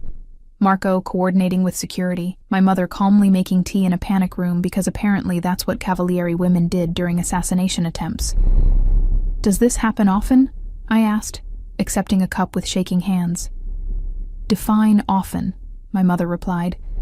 "Your father has made enemies. Occasionally they express their displeasure. This is somewhat more dramatic than usual, I'll admit." My phone buzzed with a text from Christian. "Christian, I'm fine. Luca's men retreated when security arrived. 4 shooters, all terrible aim. Probably meant to scare more than kill. Me. Probably. Christian, definitely meant to scare. Real assassination attempts are quieter. This was theater. Me. Comforting. Christian, I'm coming down. Don't shoot me when I open the door. Me. I don't have a gun. Christian, your mother does."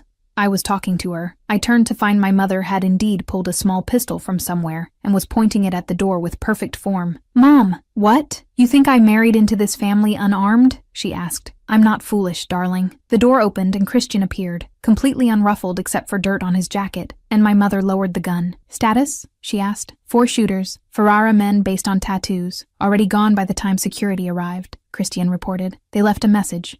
Literally, pinned to a tree with a knife. "How dramatic," my mother observed. "What did it say? Heads back off, or next time we won't miss," Christian said, his expression flat. "Directed at me, not you. Luca's making it clear this is about me interfering, not the family. Except he shot at my daughter," my mother said, her voice going cold in a way I'd never heard before. "In my garden, during tea. That makes it about the family." "Agreed," Christian said, "which is why I'm calling this into the commission. Luca just violated about 17 protocols by bringing violence to a neutral family property during peaceful negotiations. The commission will take weeks to respond," I said. "They'll respond immediately when I tell them Luca Ferrara attempted to kill Giovanni Cavalieri's daughter," Christian corrected. "That's not business rivalry. That's attacking a made man's family. It demands immediate response." "You're using me as leverage," I said. "I'm using the truth as leverage," Christian corrected. "He did attempt to hurt you, whether intentionally or through spectacular incompetence. Either way, it violated rules that even Luca knows better than to break." My father appeared in the doorway looking absolutely murderous, his security chief behind him. "Everyone alive?" he asked tersely. "Alive and angry," my mother confirmed.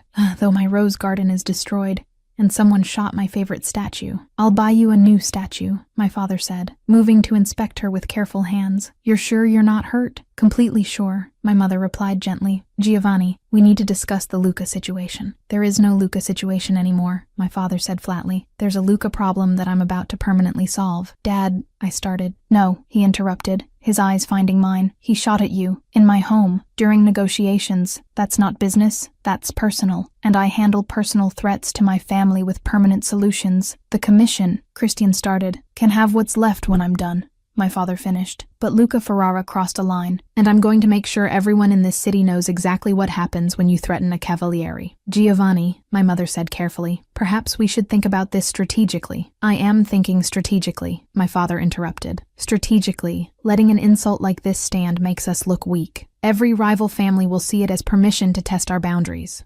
I'm drawing the line now, clearly, with consequences. I watched my father transform from politician to something colder, more dangerous, and realized I was seeing the man who'd built the Cavalieri Empire through calculated violence. Sienna, my father continued, his tone shifting slightly. The engagement to Luca is over. Officially, I'll handle his father personally. You're free to make your own choices about your future, including, he glanced at Christian, whatever complicated situation you're pursuing here. What? I managed, not quite believing what I was hearing. I said you're free, my father repeated. Luca violated trust, endangered my family, and proved himself unworthy of an alliance. Therefore, no alliance, no engagement, no further discussion. Just like that? I asked. Just like that, my father confirmed. Though Christian, we need to discuss parameters. My office. Now. Christian nodded and followed my father out, leaving me with my mother and Marco in a panic room, trying to process the fact that I'd apparently been freed from an unwanted engagement by being shot at. That was unexpected, Marco said finally. Your father doesn't tolerate threats to family, my mother explained. It's one of his few genuinely unbending principles. Luca threatening you flipped a switch Giovanni rarely accesses. And so what now? I asked. Now we clean up the garden, file reports with the appropriate authorities, and wait to see what your father negotiates with Christian, my mother said calmly, though I suspect it will involve strict boundaries and probably surveillance. Surveillance, darling? You didn't think your father would just let you pursue Christian without oversight, did you? My mother asked. He'll want reassurance that Christian isn't dangerous to you, which means proving intentions, demonstrating commitment, probably a formal courtship period with rules. That sounds medieval, I said. That sounds Italian, my mother corrected. Your father is old-fashioned about certain things. If Christian wants to pursue you properly, he'll have to do it Giovanni's way, which means traditional courtship, family supervision, and proving himself worthy. This is insane, I said. This is how our world works, my mother replied. Be grateful your father is allowing it at all. 2 hours ago, he was threatening to kill Christian. Now he's negotiating terms. That's progress. My phone buzzed with multiple texts. Valentina, apparently having heard about the shooting. Valentina, I heard what happened. Are you okay? Is Christian okay? Valentina, this is exactly what I warned you about. Getting involved with him brings violence. You should have listened. Valentina, call me when you can. We need to talk about how to handle this situation going forward. Valentina thinks she's still relevant, Marco observed, reading over my shoulder. That's adorable. She's not wrong about the violence part, I said. The violence is Luca being an idiot, Marco corrected, not Christian being dangerous. There's a difference. Is there? I challenged. Christian carries a gun to tea parties. That's not exactly safe. Christian carries a gun because our world requires it, Marco said. He also threw himself between you and gunfire without hesitation. That's protection, not danger. Before I could respond, Christian returned with my father, both of them looking slightly less homicidal. We've reached an understanding, my father announced. Christian will be permitted to court Sienna under specific conditions. Chaperoned dates for the first month, family dinners twice weekly, and absolute transparency about intentions and activities. You're treating me like I'm 16, I protested. I'm treating you like someone I almost lost today, my father corrected, his voice softening slightly. And I'm compromising, Sienna. I'm allowing something I swore I'd never allow, because I can see it matters to you. But I need reassurance that it's safe. Give me that. I looked at Christian, who nodded slightly. Fine, I said. Chaperoned dates, family dinners. But Dad, you have to actually try to get to know him instead of just interrogating him about his family history. I'll try, my father said, which was probably the best I'd get. Good, my mother said. standing. Now, everyone out of my panic room. I need to speak with the gardeners about the roses. We filed out, and I found myself alone with Christian in the hallway, while Marco went to coordinate with security, and my parents disappeared to handle the administrative nightmare of reporting an attack. Your father wants to kill Luca, Christian said quietly. I convinced him to let the commission handle it, but he's not happy about the compromise. Will the commission actually do anything? I asked. They'll strip Luca of his position, probably exile him, Christian said. It's not death, but it's permanent removal from power. That'll have to be enough. And Valentina? I asked, showing him the texts. Christian's expression darkened as he read. She's positioning herself as concerned friend while subtly blaming me for the violence. Classic manipulation. Should I respond? I asked. No, Christian said firmly. Let her think what she wants. She's not relevant to this anymore. She thinks she is, I pointed out. Then I'll make it clear she's not, Christian replied, pulling out his own phone and typing quickly. What are you doing? I asked. Sending her a message, he said,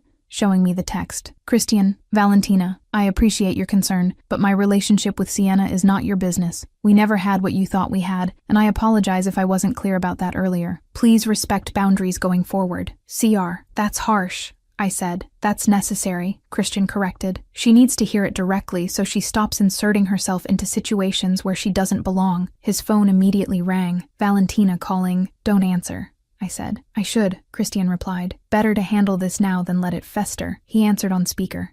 Valentina, you're seriously choosing her. Valentina's voice came through, angry and hurt. After everything we've built, after months of me being there for you. We didn't build anything, Christian said carefully. We had dinner a few times. I never promised you more than that. You let me think, Valentina started. I let you make assumptions I should have corrected, Christian interrupted. That was wrong of me. But Valentina, whatever you thought we were, we're not that, and we're not going to be. Because of her, Valentina said bitterly. Because of a lot of reasons, Christian replied. But yes, Sienna is part of it. I'm sorry if that hurts, but it's the truth. You're making a mistake, Valentina said. She's complicated, damaged, comes with family drama and impossible expectations. I could have been easy. I don't want easy, Christian said. I want real, and that's what Sienna is. Silence on the other end. Then, fine, be with her, but don't come crying to me when it all falls apart. She hung up, and Christian looked at me with something vulnerable in his expression. That was real, I asked quietly. What you said about wanting real. Every word, Christian confirmed. Sienna, I spent 5 years pretending I didn't want you. I'm done pretending. Whatever this is between us, it's real. Complicated, definitely. Impossible, maybe, but real. So what now? I asked. Now we do this properly, Christian said. Chaperoned dates, family dinners, proving to your father I'm worth the risk, and we figure out if real is enough. Is it? I challenged. Enough. Ask me again in a month, Christian said, pulling me closer. When we've survived your father's scrutiny and your family's chaos and whatever else the universe throws at us, then I'll tell you if real is enough. He kissed me, careful and certain, and I kissed him back thinking that maybe, possibly, real was exactly what I needed. Even if real came with gunfire and family politics and a future I couldn't quite predict, at least it was mine to choose. Chapter 9. Proving it's real. 2 weeks later, your father is staring at me like he's calculating how to make my death look accidental, Christian observed quietly, cutting his steak with perfect precision while my entire family watched us have dinner in the formal dining room. He does that to everyone, I said, which was partially true. He doesn't look at Marco like that, Christian pointed out. Marco's his son, I replied. Different calculation. Comforting, Christian said dryly, and I saw his lips twitch slightly when my mother asked him to pass the wine. This was our 4th mandatory family dinner in 2 weeks, and the awkwardness had evolved from excruciating to merely uncomfortable, which I was counting as progress. Christian, my father said, setting down his fork with the kind of deliberate precision that meant interrogation was incoming. I've been reviewing your business portfolio. Your consulting firm handles some interesting clients. Legitimate clients, Christian replied smoothly. Everything properly documented and legally sound. I'm sure, my father said, not sounding sure at all. Though I notice you recently dissolved several partnerships. Consolidating, simplifying, Christian corrected. I'm reducing commitments that require extensive travel. Makes it easier to be present for other priorities. He glanced at me when he said it, and I felt warmth bloom in my chest, despite the awkwardness of having this conversation in front of my entire family. How considerate, my father said, and I couldn't tell if he was being genuine or sarcastic. Giovanni, stop interrogating the man, my mother said. We've had this conversation 4 times already. His business is clean. His intentions are clear, and you're being unnecessarily hostile. I'm being appropriately cautious, my father corrected. You're being dramatic, my mother replied. Sienna, how was your chaperone date yesterday? Awkward, I admitted. Marco came along and spent the entire time providing commentary on our conversation like he was a sports announcer. I was helping, Marco protested around a mouthful of bread. You two are terrible at small talk. Someone needed to facilitate. We don't need facilitation, I said. You spent 15 minutes discussing weather patterns, Marco replied. That's not romance. That's a meteorology lecture. We were being appropriate, Christian said, but I heard amusement beneath the words. Given your brother was literally sitting between us in the movie theater. I was maintaining appropriate distance, Marco said virtuously, as instructed. You ate all my popcorn, I pointed out. That was a bonus, Marco agreed cheerfully. My phone buzzed with a text from an unknown number, and I felt my stomach drop when I opened it. Unknown. Enjoy your little courtship while it lasts. Some of us don't forget. I showed Christian discreetly and watched his expression go absolutely cold. Luca's supposed to be under commission oversight, he said quietly. He's not supposed to have access to communication. Apparently, he found a way, I said. Apparently, he's about to regret that, Christian replied, already pulling out his own phone. What's happening? My father asked, noticing the tension. Luca contacted Sienna, Christian said, showing him the message, which violates at least 3 commission directives. My father read the message, his expression darkening. I'll handle this. With all due respect, Christian said carefully, the commission needs to handle it. If you intervene directly, it complicates their authority. I don't care about their authority when someone is threatening my daughter, my father said flatly, which is why I'm asking you to trust me to handle it through proper channels, Christian replied. Let me report this. Let the commission respond, and Luca's already limited options become non-existent. He's digging his own grave. Let him. I watched my father wrestle with the urge to take immediate action versus trusting Christian's approach, and finally he nodded once. Fine, but if the commission doesn't respond within 24 hours, I'm handling it myself. Fair enough, Christian agreed. The rest of dinner passed with slightly less tension, and when dessert was served, my mother announced that she'd arranged for Christian and me to have a supervised garden time, which apparently meant we could walk the grounds as long as Marco followed at a discreet distance. Your family is exhausting, I said once we were outside, Marco trailing about 20 feet behind, pretending to be interested in the rose bushes. Your family is protective, Christian corrected. There's a difference. How are you so patient with all of this? I asked. The dinners, the chaperones, my father's constant interrogation. Because you're worth it, Christian said simply, and because I spent 5 years staying away from you. Compared to that, having dinner with your family twice a week is easy. Even when my father looks at you like he's planning your funeral? I asked. Especially then, Christian replied, because it means he cares enough to be protective. That's not something to dismiss. We walked in comfortable silence for a moment, before I asked the question that had been building for 2 weeks. Is this real? I said quietly. Or are we just, I don't know, caught up in the forbidden aspect of it, the drama and danger and fighting my father? Christian stopped walking, turning to face me with an intensity that made my breath catch. You want to know if this is real? He asked. If I'm doing this because you're forbidden or because I actually want you? Yes, I admitted. Then let me be very clear, Christian said, moving closer despite Marco's presence. I wanted you before any of this happened, before your father forced the Luca engagement, before the corridor,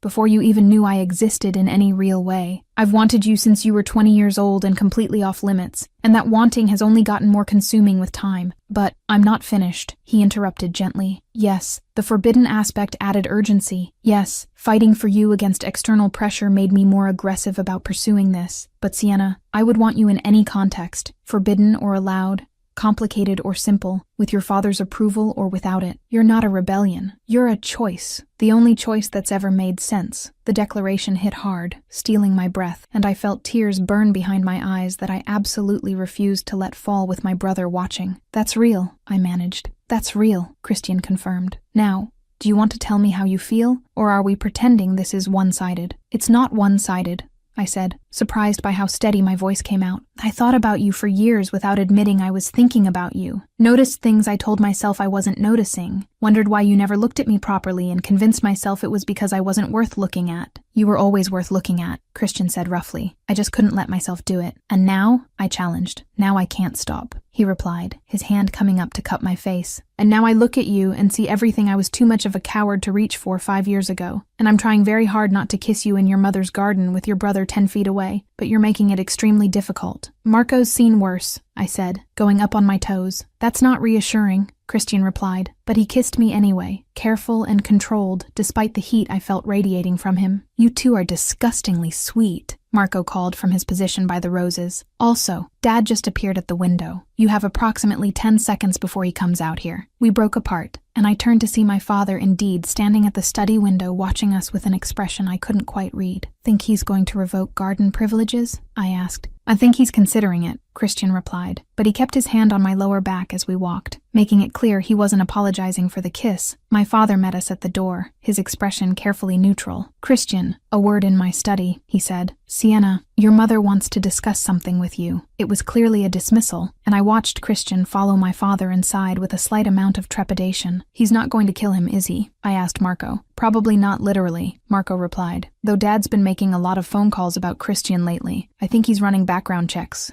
Again, he already did 3 background checks, I protested. 4th time's the charm, Marco said. Come on, Mom's in the conservatory. She wants to show you something. I found my mother arranging flowers with the kind of focus that meant she was processing something complicated. Mom, sit, darling, she said, gesturing to the bench. We need to talk about expectations. That sounds ominous, I said, sitting. It's practical, my mother corrected, setting down her pruning shears. Sienna, your father is considering giving his approval for you and Christian to move forward. Actually move forward, as in formal courtship with intention toward marriage. My heart stopped. What? He's been watching how Christian handles himself, my mother explained. How he responds to pressure, how he treats you, how he navigates your father's hostility, and Giovanni is impressed, which is not a word he uses lightly. Dad's impressed by Christian? I repeated, not quite believing it. I don't sound so surprised, my mother said with a slight smile. Christian has proven himself patient, respectful, and genuinely committed. Those are qualities your father values. But he threatened to kill him 2 weeks ago, I pointed out. Your father threatens to kill everyone, my mother replied. It's his love language. The fact that he's now considering blessing this relationship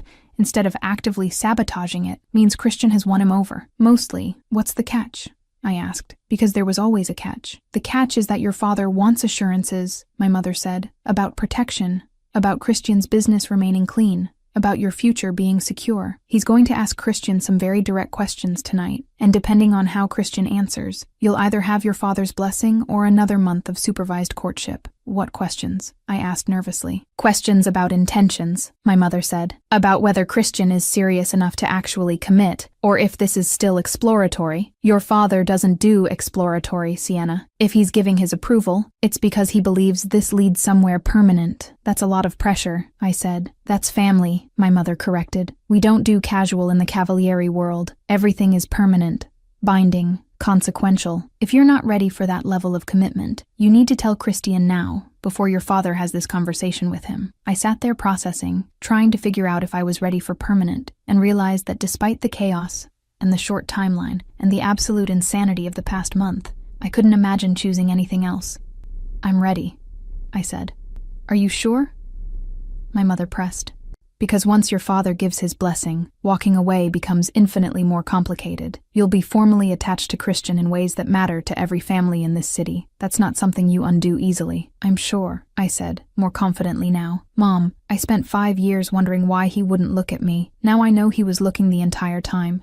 Just couldn't act on it. I'm not walking away from that. My mother studied me for a long moment, then smiled. Good. Then let's hope Christian gives your father the right answers. An hour later, Christian emerged from my father's study looking slightly shell-shocked, and my father followed with an expression that was almost satisfied. Sienna, my father said, Christian has something to discuss with you, privately. Marco is no longer required to chaperone. Wait, really? I asked. Really, my father confirmed. You're both adults. I trust you'll behave appropriately. He left before I could question this sudden change, and I turned to Christian, who was watching me with an intensity that made my stomach flip. What did he say to you? I asked. A lot of things, Christian replied, most of them threatening, but the relevant part is that he's giving his approval for us to move forward, officially. Officially meaning, I pressed. Meaning I'm allowed to court you without supervision, Christian said. Meaning your father recognizes this as serious and permanent instead of exploratory. Meaning, he paused, something vulnerable crossing his expression, that if I'm doing this, I'm doing it with intention toward marriage. Eventually, when you're ready, the words hung between us, heavy with implication. Christian. He asked you about marriage, I managed. He asked if I was serious enough to consider it, Christian corrected. And I told him yes, because I am. Sienna, I'm not doing this to pass time or rebel against agreements. I'm doing this because I want a future with you. And your father needed to know that before he'd approve. That's a lot of commitment after 1 month, I said carefully. It's a lot of commitment after 5 years of wanting something I couldn't have, Christian replied. The month just made it clear that wanting it and actually having it are both worth the fight. I stared at him, trying to process the fact that we'd gone from forbidden to father approved in 4 weeks, and that Christian had apparently just told my father he was considering marrying me eventually. Say something, Christian said when the silence stretched too long. Please, because your father said if you're not on the same page about this, I need to back off and give you space. And I really don't want to do that. I'm on the same page, I said, finding my voice. I'm just surprised that my father approved, that you told him you were serious, that this is actually happening. Is it too fast? Christian asked carefully. Probably, I admitted, but nothing about us has been slow. We went from forbidden to shooting to formal courtship in a month. Fast seems to be our speed. So you're okay with this? He pressed. I'm terrified and excited and completely sure simultaneously, I said, which probably means I'm making either the best or worst decision of my life. Let's aim for best, Christian said, pulling me closer finally, without chaperones or watchful eyes, or my father's disapproval hanging over us, and figure it out together. He kissed me properly then, without restraint or caution, and I kissed him back thinking that maybe fast was exactly what we needed, because we'd waited 5 years already, and I was done waiting. Lena's comment. Marco ate all her popcorn while chaperoning. Luca sent threatening texts from commission supervision. The dad went from, I'll kill you, to do you plan to marry my daughter eventually? In 2 weeks. And Christian basically said, yes, I'm serious about forever, which made the dad release them from chaperoning. This family speedruns relationship milestones like they're in a competition. Epilogue. 6 months later, I found Christian in his home office at 2 a.m., still working, and I leaned against the doorframe in one of his shirts, and nothing else watching him frown at spreadsheets with the kind of focus that meant he was avoiding thinking about tomorrow. You're still awake, I observed. Can't sleep, he admitted, finally looking up. Keep thinking I'm going to wake up, and this will all be some elaborate dream. Cold feet, I teased, moving into the room. Absolutely not, Christian said, his eyes tracking over me with heat that made my skin prickle. But marrying you in front of your father and half the city's families tomorrow feels surreal. We started with you naked in a corridor and somehow ended up here. You're wearing my shirt, he observed, his hands settling on my hips as I reached him. Nothing else underneath. That's not practical. That's deliberate provocation. Is it working? I asked. Extremely, Christian said, standing with me still wrapped around him. Office or bedroom? Surprise me, I replied, and he did, taking me to neither, and instead carrying me to the massive windows overlooking the city, setting me down with my back against the cool glass. Anyone could see, I said breathlessly as he braced his hands on either side of me, caging me in. Let them, Christian replied, his forehead resting against mine, close enough that I could feel his breath. Let the whole city know you're mine. Tomorrow it's official, but tonight you're already mine and everyone should know it. Possessive, I observed, my hands sliding up to frame his face. Absolutely, he agreed, kissing me with the kind of intensity that made the city lights blur and my knees weak, taking his time until nothing existed except us. This moment, the night before everything changed officially, but felt exactly the same in all the ways that mattered. He kissed me until I forgot why I'd come to find him, until the wedding tomorrow felt both impossible and inevitable, until the only certainty was that this, us, was exactly right. Bed, he said finally, his voice rough. You need sleep before tomorrow. So do you, I pointed out. I'll sleep when I stop being terrified this is a dream, he replied, but he carried me to the bedroom anyway, and we fell into bed still tangled together. Later, wrapped in his arms with dawn starting to break, Christian traced patterns on my shoulder with careful fingers. In about 6 hours, I'm going to stand at an altar and promise to love you forever in front of everyone we know, he said quietly. And I need you to know that I mean every word, that this isn't obligation or family pressure or strategic alliance. This is me choosing you, every day, for the rest of my life. I know, I said, turning to face him. I'm choosing you too, even though you're possessive and overprotective and work too much. Especially because of those things, he corrected, pulling me closer. Now sleep. You need rest if you're going to cry at the altar. I'm not crying, I protested. We'll see, he said. The wedding day. The garden ceremony was small by Cavalieri standards, only 70 guests instead of 300, and intimate in ways that actually felt like us instead of family obligation. My mother had transformed the rose rose garden where we'd first kissed into something ethereal, all white flowers and soft lighting, and I stood in the house watching Christian wait at the altar through the window, looking devastating in his tux and slightly nervous in a way that made my heart ache. "Ready, Piccola?" my father asked, appearing beside me in his own tux, and I noticed his eyes were already suspiciously bright. "Are you crying already?" I asked. "No," he said, too quickly. "I have allergies." "To emotions?" I teased gently. "To watching my daughter marry someone," he admitted, his voice rough. "Even someone I approve of. Even someone who proved himself worthy. You're still my little girl, Sienna." "Dad," I said, my own throat tight now. I know, he said, clearing his throat. "I'm supposed to be strong and patriarchal and Italian about this, but you're my only daughter, and I'm allowed one moment of weakness." "Mom said you'd cry," I said. "Your mother is too perceptive," he muttered, but he was smiling. "Sienna, before we go out there, I need you to know I was wrong. About forbidding this. About thinking Christian was a threat instead of a partner. About trying to control your life instead of trusting your judgment. You were protecting me," I said gently. "I was suffocating you," he corrected, "and I'm sorry. But watching how he fights for you, how he looks at you, how he became someone worthy of you, that's everything a father hopes for his daughter, even if it took me too long to see it." Now I was crying, and I didn't care about my makeup. "That's the most you've said about feelings in 25 years. Don't get used to it," he said, but he pulled me into a hug. "I love you, Piccola, and I'm proud of you, of who you've become, of the man you chose, of everything." "I love you too, Dad," I said against his shoulder. "Even when you're impossible, especially when I'm impossible," he corrected, pulling back to wipe his eyes. "Now, let's go before Christian thinks you changed your mind and I have to kill him after all." The walk down the garden aisle felt surreal. Marco standing as Christian's best man, trying not to smile too widely, my mother already dabbing at her eyes, and Christian watching me approach with an expression that made my breath catch. When we reached the altar, my father placed my hand in Christian's with unexpected gentleness. "Take care of her," he said quietly, and I watched a tear actually slide down his cheek. "Or I'll revoke my approval retroactively." "Understood," Christian said, his voice rough with emotion. My father kissed my forehead, nodded once at Christian, and stepped back to stand beside my mother, who immediately handed him tissues. "He's crying," I whispered to Christian. "So am I," Christian admitted, and I realized his eyes were bright too. "You're devastating in that dress, though I preferred you in just my shirt at 2 a.m. Christian," I hissed, trying not to laugh. "What? It's true," he said, grinning slightly. "You walked down that aisle and I forgot how to breathe, just like you did pressed against those windows last night." "We're at the altar," I said, blushing. "Behave." "Never," he replied. The officiant cleared his throat, clearly trying not to smile. "Shall we begin?" The ceremony was short, traditional vows with a few personalized additions about corridors and chaos, and choosing each other despite every reason not to. And when we got to the kiss, Christian pulled me close with the kind of controlled intensity that made me forget we had an audience. "Married," he said against my lips. "Finally, officially mine. Was 6 months of courtship not enough?" I teased. 5 years too long," he corrected, and kissed me again while everyone applauded, and my father wiped his eyes with the tissues my mother kept supplying. At the reception, my father pulled Christian aside for what looked like a serious conversation, and I watched nervously until they both laughed and embraced. "What did he say?" I asked when Christian returned. "That if I hurt you, he'll still kill me, marriage or not," Christian replied. "But that he's glad it's me, that he trusts me with the most important thing in his world, and that he saw us at the windows last night." "He what?" I asked,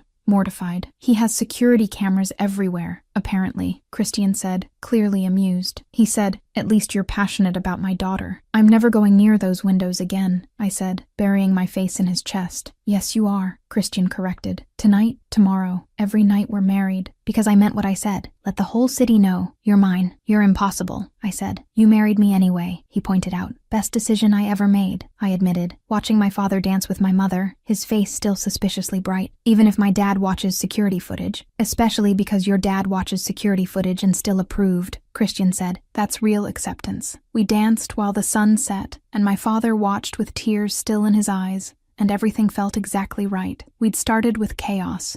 A naked corridor, forbidden promises, gunfire in gardens, but we'd built something real, something worth the fight, something permanent, and watching my father cry happy tears while my husband held me close, I knew we'd made the right choice. All of them.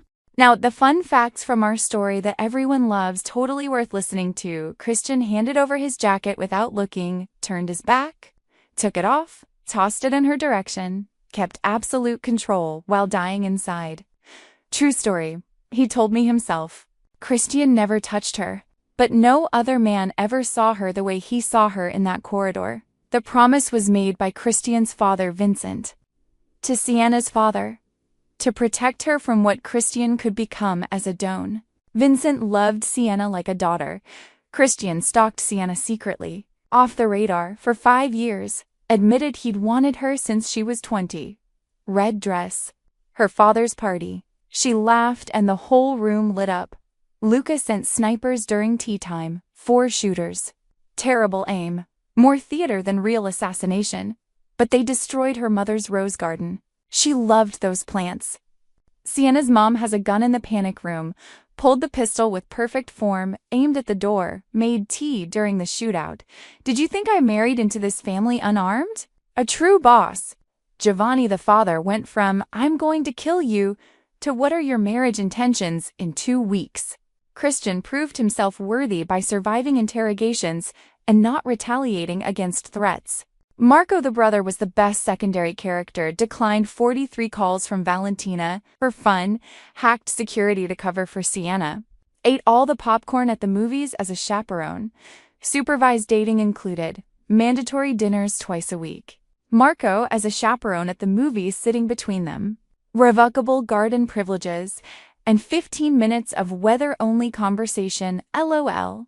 Giovanni approved when Christian said, "I'm serious enough to consider marriage," lifted supervision, allowed real dating, and started to like him. Lena's review, why it works, slow burn that starts hot.